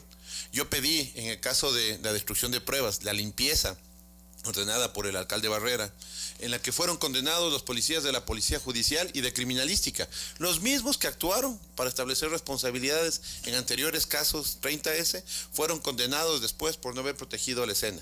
Cuando, recordando el 30 de septiembre, la escena fue declarada en un estado de excepción y bajo control militar. Por eso Quito amaneció el 1 de octubre lleno de militares realizando patrullaje, que son imágenes que para los ecuatorianos que estuvimos muy de cerca en el proceso del 30S son imborrables. Y ahí nace en el tema de la destrucción de evidencias, justamente nosotros pedimos que uno de los delegados de presidencia que estaba sentado junto a los fiscales se retire del lugar, porque siendo una audiencia por su naturaleza reservada en su inicio, justamente decíamos, ¿qué hace ahí como parte de la Fiscalía un delegado de la Presidencia de la República? Y esto evidencia, esto está grabado, esto consta en actas, ¿sí? Esto evidencia que efectivamente sí hubo injerencia en todos los estamentos, en todos los procesos. Nosotros dijimos en varias ocasiones, dentro de las audiencias y ejerciendo esta legítima defensa técnica, decíamos, esto no es un proceso judicial, esto es un linchamiento judicial, porque el defendido no tiene ninguna oportunidad. Sabíamos los resultados el día 1 de las audiencias. Audiencias extensas donde, por ejemplo, en el caso de Rebelión, yo defendí al luchador 1, a quien se le responsabilizaba de haber organizado este tema. El que hablaba en la radio decía, aquí al luchador 1. Sí, exactamente. Sí. Pero cuando uno escucha toda la historia, sí, ya no es ese luchador 1 que aparentemente lideraba el esquema, sino se convierte en una persona que trató de, por medio de la radio, calmar a sus compañeros. Y se evidenció una serie de relaciones directas que tenían antecedentes, que fueron expuestas en la audiencia. Y como digo, gritábamos todas las ilegalidades que se producían y nadie nos escuchó.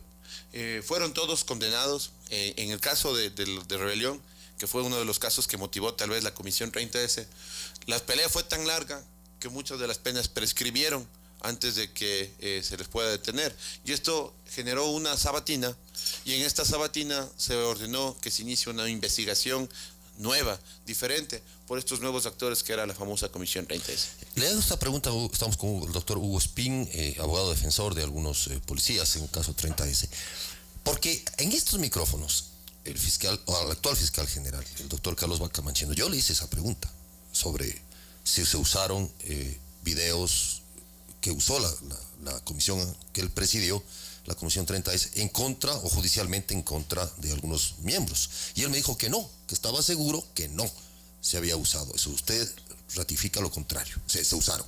En el caso de suspensión de servicios públicos por el cual fue condenado el coronel Felipe Cerda, y digo con nombres y apellidos porque esto es una sentencia ejecutoriada que acaba de declararse la prescripción de la misma, porque él tuvo que salir del país y pedir asilo en Estados Unidos.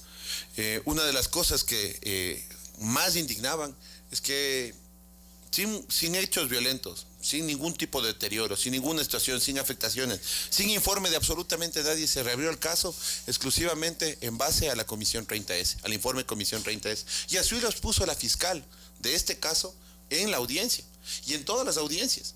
Y el único medio de prueba que exhibían ahí era un CD donde había una edición provincia por provincia de la Comisión 30S. Entonces, si a mí me preguntan si se usaron los videos, yo les digo que sí. Y si a mí me preguntan si a un fiscal no le preocupa o no le debe preocupar qué sucede con el origen de un video, de un audio, yo le digo que estamos equivocados de trabajo. Porque uno de los elementos fundamentales para que se garantice el debido proceso es establecer la originalidad, la procedencia, la inalterabilidad de una prueba, para que esta prueba sea válida. Si nosotros traemos una prueba viciada, es la famosa teoría del fruto del árbol envenenado, que tantas veces he repetido. Pero en realidad, cuando una prueba está viciada en su origen, está viciada en su uso final, y por lo tanto no puede ser tomado en consideración dentro de un proceso judicial. Por eso un fiscal es un garante de derechos. La Constitución desde el 2008 fue una de las constituciones más garantistas respecto del debido proceso y de la necesidad absoluta de que la policía sea 100% técnica en la forma en que recaba las pruebas. Pero más técnicos tienen que ser los fiscales en cómo usan esos medios de prueba para hacerlos válidos, esos indicios para hacerlos válidos como medio de prueba dentro de una etapa de juicio. Cuando se vicia desde el principio un medio de prueba o no tenemos un origen claro, realmente genera una preocupación. Porque el 30S estuvo lleno de eso. Estuvo lleno de una serie de videos, de declaraciones. El caso del coronel Carrión, donde un periodista le acusaba de que quiso matar al presidente poniéndole cianuro. Y después resultó ser ratificado su estado de inocencia y que nunca pudieron comprobar lo que se hizo. ¿Qué pasó con esos indicios? ¿Qué pasó con esos fiscales? Nosotros planteamos y creemos firmemente que esto no puede quedar en una impunidad. Hay personas, familias, una institución que fue desmantelada por el hecho del 30 de septiembre. No nos olvidemos de dos elementos fundamentales. Como consecuencia del 30 de septiembre se crea, más bien dicho, a través del decreto ejecutivo 632 emitido por el anterior presidente Correa, se genera la posibilidad de quitarle la personería jurídica a la Policía Nacional y entregarla al Ministerio del Interior.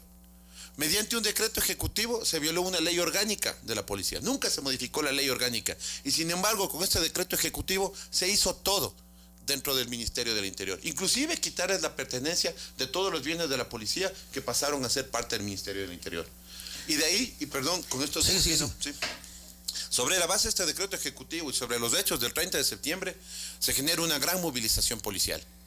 Esa gran movilización policial se consagra en el acuerdo ministerial 2405, que es el que crea la Comisión de Pases, justamente para que el ministerio pueda controlar y manejar los pases policiales, como último veedor y controlador de las competencias y responsabilidades que se le asignaba a cada servidor policial a lo largo y ancho del país. Doctor Espino, quisiera preguntarle, ayer un grupo de ex policías que han sido sancionados por estos temas de los hechos del 30 de septiembre hicieron una marcha y un pedido público de que se conforme una nueva comisión gubernamental que investigue estos hechos, pero que esta comisión no responde ni al Poder Judicial ni al Poder Legislativo. En ese sentido, la Asamblea... De hecho, su titular, José Serrano, ha planteado la creación de una comisión legislativa que indague ese 30. ¿Y usted cómo ve esos pedidos y cómo ve también la propuesta de José Serrano? ¿Y cómo ve a José Serrano en todo este proceso además del 30S? Claro. A ver, yo separo tiempos. Yo creo que nos estamos olvidando de quiénes son los principales actores del 30S. Ajá. ¿Quién era ministro del Interior el 30 de septiembre del 2010? Era el hoy presidente del Consejo Nacional de la Judicatura, el doctor Gustavo Yalca. A él se le atribuyó el haber creado ese caldo de cultivo, ese clima laboral de molestia, de generación, de alteración interna que desencadenó en los hechos del 30 de septiembre. No nos olvidemos que la misma Comisión 30 de septiembre emite un libro, un documento, en el que recoge que había un malestar policial previo. Pero ¿quién era el titular del Ministerio del Interior?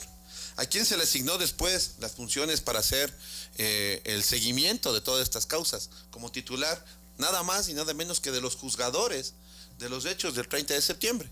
Entonces, ahí había ya una falta, para mi criterio, de imparcialidad. Y el señor presidente del Consejo Nacional de la Judicatura, que con muy sobrados méritos ocupe ese cargo, debió haberse excusado de ello justamente por esa condición en la que tenía de rector de la entidad que iba a juzgar los hechos. Pero más allá de esto, ustedes me preguntaban cuál es la participación del ministro José Serrano cuando era ministro. Yo diría que marginal. En el tema marginal, porque lo que nos centra aquí son procesos judiciales. Y dentro de los procesos judiciales, nosotros nos hemos dividido dos grandes áreas, ¿no? La parte judicial y la parte administrativa, en la que he intervenido en los dos lados, justamente con diferentes miembros policiales. En la parte judicial hemos encontrado y reclamado muchos vicios. Y de ahí que nace lo que hoy nos muestra estos nuevos elementos presentados por fiscal Polit, que llaman la atención a todos los involucrados, porque nos da la razón. Aparentemente no estábamos tan locos cuando reclamábamos que había un direccionamiento, que había una situación detrás que implica poder sobre el poder de justicia, que eso es grave en un país. Pero lo más grave de esto, y que decía para mí es un tema de fondo, es que tiene que verse a todos sus actores. No nos olvidemos quiénes fueron los investigadores del 30 de septiembre, porque se nombraron policías que se excusaron de hacer cursos de ascenso por investigar los hechos del 30 de septiembre, que conformaron una comisión especial dentro de la Fiscalía con la anuencia y con el apoyo y el auspicio del fiscal de ese entonces, el doctor Galo Chiriboga, ¿sí?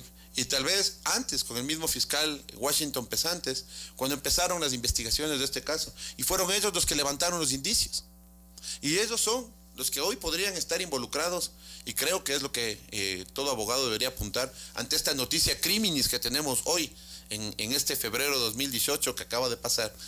Esta noticia criminis nos dice que tenemos un fraude procesal, es decir, actos positivos para inducir al juzgador al error.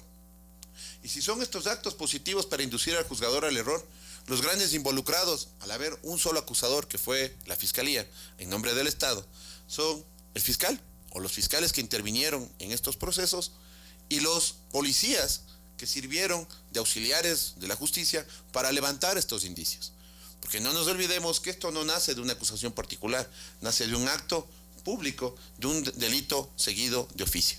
Entonces, ahí tenemos la posibilidad de un juicio por fraude procesal que crearía la nulidad de un proceso macro de todo lo que se hizo en el país. Los 50 y pico de procesos a nivel nacional deberían declararse viciados y por lo tanto nulos. Uno. También tenemos que ver que hay fiscales que se convirtieron en jueces sobre los temas del 30S y justamente su plataforma de lanzamiento fue el 30S, haber sido fiscales del 30S. Y ahí tenemos que analizar realmente la conducta de cada uno de los juzgadores. Si habiendo prueba viciada fue aceptada, hoy en la mañana lo oí al doctor Rigoberto Ibarra, las atrocidades con las que se utilizaron peritos que no tuvieron ninguna pericia, expertos que no eran ninguno de expertos, ¿sí? Y lo más grave, situaciones que eran meramente referenciales que se actuaron y se aceptaron, que eso es lo grave, por jueces como medio de prueba. Entonces estamos nosotros frente a otro delito, el prevaricato. Porque un juez que falla contra norma expresa y sabiendo que una prueba está viciada, la acepta como válida, es un prevaricador y tendrán que responder. Y lo que nosotros estamos planteando en este momento, y hemos tenido varias reuniones con diferentes actores, justamente para analizar el 30 de septiembre, no de una manera simple, de una manera sencilla, la más práctica. Yo no creo en este momento en el que se pueda decir simplemente es un capítulo olvidado de la historia del Ecuador y un borrón y cuenta nueva, avancemos. No es verdad. Esto tiene que servir para que en el Ecuador se marquen pautas e instancias que no permitan que se repitan estos actos de persecución judicial, de que se utilice a los medios para garantizar la justicia en el país como un medio de persecución. Pregúntele a cualquier policía en este país si se siente intimidado o no por las acciones que se ejecutaron contra sus compañeros. Pregúntele a un policía, cualquiera que éste sea, si no siente temor o no sintió temor después del 30 de septiembre, porque las listas eran vastas y se hicieron denuncias públicas tremendamente fuertes, denuncias dentro de audiencias, en las que se hablaba de que por poner en la lista o sacar de la lista hubo dinero de por medio.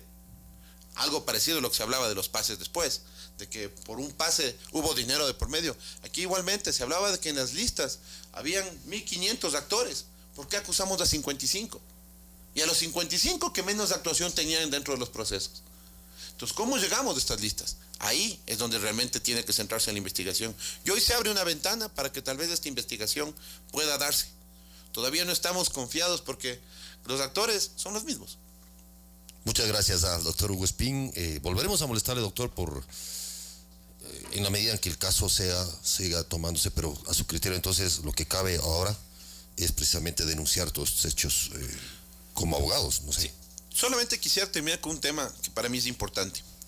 Si públicamente se ha establecido que existe un vicio fundamental sobre cómo se llevaron adelante los juzgamientos y sobre cómo se manejó la prueba, y nosotros sabemos que en este momento, el día jueves de la semana pasada, justamente una policía, la señora Clase, fue ordenada su detención por parte de la Corte Provincial. Este momento emitió las boletas de Bolívar, de Guaranda, ¿sí? Contra 7 miembros policiales. Hoy, 2018. ¿Sí?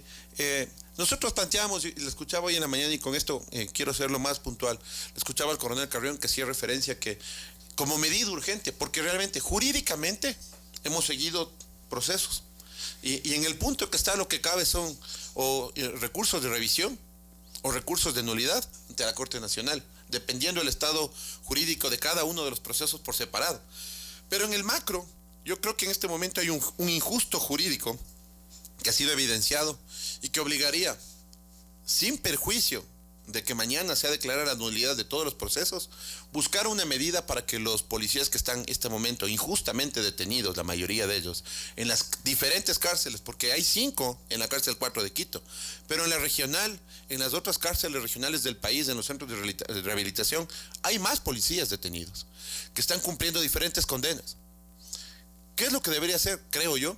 Es, tal vez por la vía del indulto, sin perjuicio, digo, de que mañana se declare la nulidad de todo lo actuado, se recupere el valor más grande que tiene un ser humano después de la vida, su libertad. Ante esto, mi pregunta es, ¿cómo discriminar a los culpables de los inocentes si es que la justicia fue, así como usted dice, manipulada por pruebas viciadas? Todo jurista sabe que es preferible exculpar a un culpable, ¿sí?, que culpar a un inocente. Nosotros tenemos aquí más inocentes culpables que culpables realmente detenidos. Y hago una analogía que ayer hacía una pequeña referencia. En el caso Pases, para mi criterio, están presos los que no deberían estar y están libres los que realmente deberían estar presos. Muchas gracias, doctor Hugo. Sí, ahora sí, volvemos. Muchas gracias por estar con nosotros. Volvemos luego de un momento.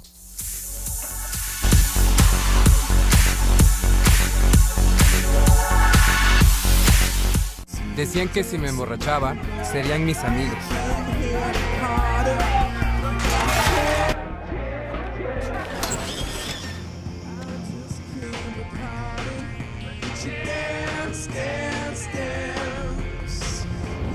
Decían que si me emborrachaba, serían mis amigos.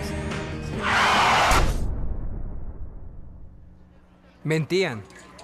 Descubre la verdad de las drogas. Vidasindrogas.org.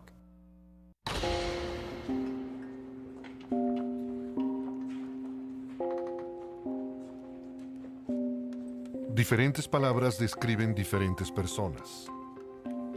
Pero ante la ley, hay una palabra que se ajusta a todos. Derecho humano número 7. Todos somos iguales ante la ley. ¿Qué son los derechos humanos? Infórmate en jovenesporlosderechoshumanos.org. A continuación, salud hormonal.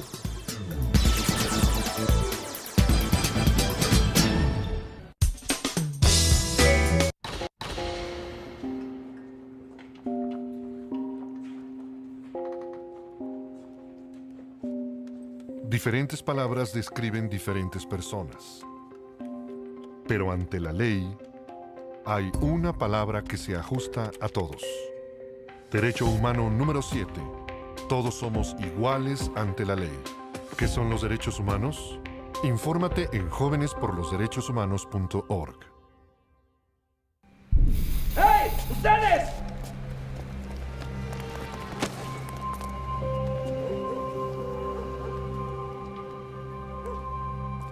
atención.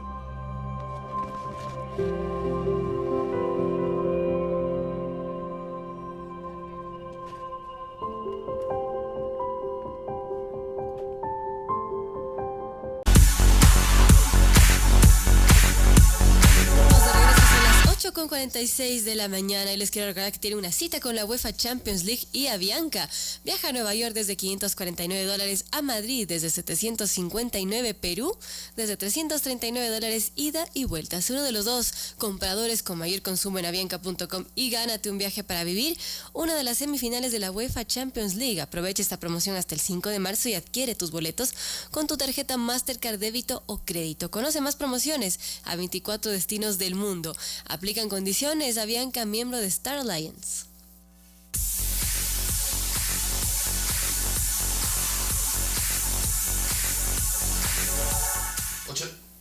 8 de la mañana con 47 minutos aquí en la señal en vivo de Radio Sucesos y en Telesucesos, señal abierta 29 en canal UHF y en TV Cable canal 73 y en Claro TV canal 43. Estamos con Pablo Castro, titular, vocero de la organización Emprendedores de Ecuador.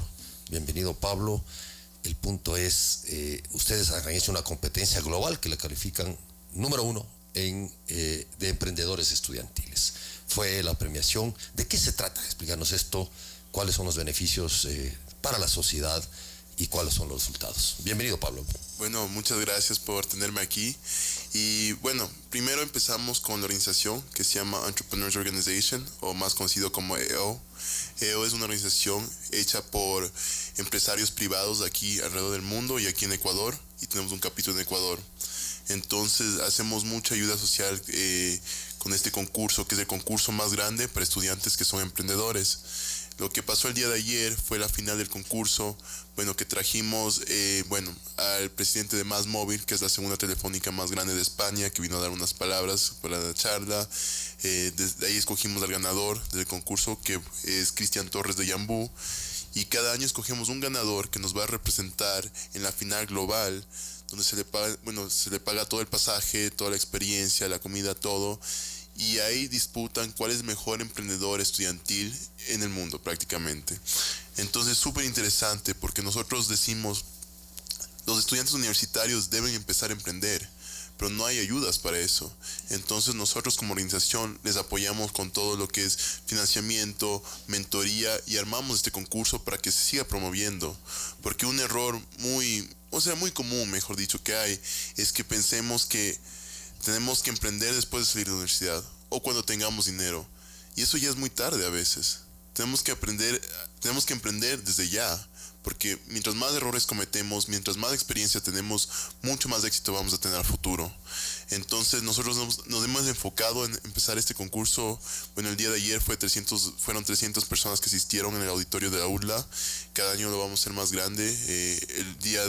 Este año tuvimos 20 aplicantes, el próximo esperamos 40, y cada año seguir impulsando que más emprendedores universitarios digan, sí, quiero sacar un proyecto en la universidad, y no esperar hasta salir de la universidad, porque ahorita ya tenemos todas las herramientas y nosotros como organización les apoyamos en eso. ¿Qué tipo de emprendimientos? ¿Qué se emprende y qué se premia? Bueno, el emprendimiento, hay emprendimientos que hemos visto, emprendimientos de todo, hemos visto restaurantes, hemos visto emprendimientos tecnológicos, de seguridad, y bueno, lo que premiamos nosotros, principalmente lo que calificamos, que es el 70% de la calificación, es el emprendedor. Porque bueno, una buena idea la puede tener cualquier persona, pero ejecutar la idea es lo más difícil que se puede realizar a alguien. Entonces calificamos que esa persona tenga la madera, que pueda ser resiliente, que pueda cambiar, que esté buscando, que sea curioso. Entonces buscamos todas esas calificaciones, y después el 30% vemos el producto o el servicio que están ofreciendo como emprendimiento. Pablo, todo el mundo podemos ser emprendedores. ¿Qué se necesita? Como decías, tú calificas a esas personalidades, ciertas cualidades que hay. Sí. ¿Pero todos podemos emprender? Todos podemos emprender, definitivamente. Se puede llegar mucho más lejos algunas personas que otras. Depende ya mucho de algunas habilidades innatas que tenemos al nacer, que son, por ejemplo, la resiliencia. No muchas personas son muy resilientes. poder enfrentarse al estrés. Es un estrés constante, es no saber si vas a ir a la quiebra en una semana, si saber si vas a poder pagar nómina el siguiente mes, cómo te va a ir consiguiendo inversionistas. Y una clara comunicación. La comunicación es esencial para ser un emprendedor, porque estás dirigiendo a varios equipos, contactándote con gente que tiene mucha influencia para que te pueda ayudar con fondos. La comunicación es esencial. Entonces, todo el mundo puede emprender hasta cierto grado, definitivamente, pero de crear una empresa que facture $1,000 a facturar $10 millones ya depende mucho de la personalidad de la persona. Sí, ¿cómo ves tú a estas en el concurso, en el tema de los chicos que han participado? Primero, ¿qué tipo de chicos son? ¿De qué áreas, básicamente, o donde más se expresa este emprendimiento? ¿Y cómo le ves tú a los chicos? O sea, ¿están con fuerza, con confianza, con fe en este país o en sus propias posibilidades? ¿Cómo le ves? Bueno, la verdad, los finalistas, la mayor, fueron emprendimientos tecnológicos. Todos estos chicos están en la universidad, están en el pregrado. Y bueno, el ganador, por ejemplo, Cristian Torres, es un mailing, es una plataforma de mail que te dice si, por ejemplo, si usted me manda un mail a mí y yo reenvío ese mail a otra persona y usted me mandó un mail que es una propuesta, no sé, de $10,000 y yo le envío a la competencia esa propuesta, usted nunca va a saber si yo a quién mandé ese mail. Pero la plataforma de él dice, te llega a ti, a quién mandó, a qué hora mandó, cuál es el mail que mandó, incluso qué mensaje mandó en el mail. Entonces la seguridad informática es mucho más fuerte. Imagínate un chico de universidad de aquí de Ecuador que saque eso solo, prácticamente, 3 años ya trabajando en eso. Y bueno, obviamente, a pesar de no haber habido mucha ayuda en nuestro país y en nuestras universidades, creo que vemos un gran futuro pudiendo apoyar estas iniciativas. Es verdad que en época de crisis salen los emprendimientos porque incluso la necesidad obliga a la gente a pensar en ideas. ¿Cómo ves tú en estos momentos que el país no está en su mejor momento? En estos emprendimientos de los jóvenes, y qué futuro le auguras de estos jóvenes que tienen muchas ideas, pero quizás, como dicen, les falta ese apoyo. Bueno, definitivamente, digamos, estos 2 últimos años han sido los años que hemos emprendido más y estamos en correcto, han salido muchos emprendimientos. Lo que creo que nosotros nos enfocamos más es que haya un componente de innovación. Porque, por ejemplo, algo que podemos hablar es en Ecuador, en un ranking que se hizo hace como 3 años, es el segundo país más alto del mundo en emprendimiento. Pero en un otro ranking, el año siguiente, somos uno de los últimos países en innovación. Y eso se ve muy claramente, por ejemplo, con lo de los food trucks, que alguien saca una buena idea, le copia la idea, se satura el mercado, se acaba el mercado. Entonces nosotros trabajamos no en empezar solamente una empresa, sino cuál es tu diferenciador, cómo le agregas valor a la sociedad, qué es lo que puedes hacer de nuevo. Entonces sacar esas nuevas ideas para que de verdad tenga el valor el proyecto y no pensar, si alguien lo hizo yo lo tengo que copiar, porque al final eso es una estrategia a corto plazo que a mediano plazo no vas a tener negocio. Muchas gracias a Pablo Castro, director de, es en inglés, pero voy a decir Emprendedores, Organización de Emprendedores. La gente interesada, ¿cómo puede, Pablo, enfocarse en esto? Por favor, si nos siguen en nuestra página de Facebook, es EOGSEA, y ahí tenemos toda la información del concurso para que participen el siguiente año y los años después también. Muy bien, gracias a Pablo Castro, director de Emprendedores, Organización de Emprendedores, sobre la competencia global en este tema tan importante para toda nuestra sociedad. Muchas Bienvenido gracias. siempre. Gracias, Pablo. Gracias.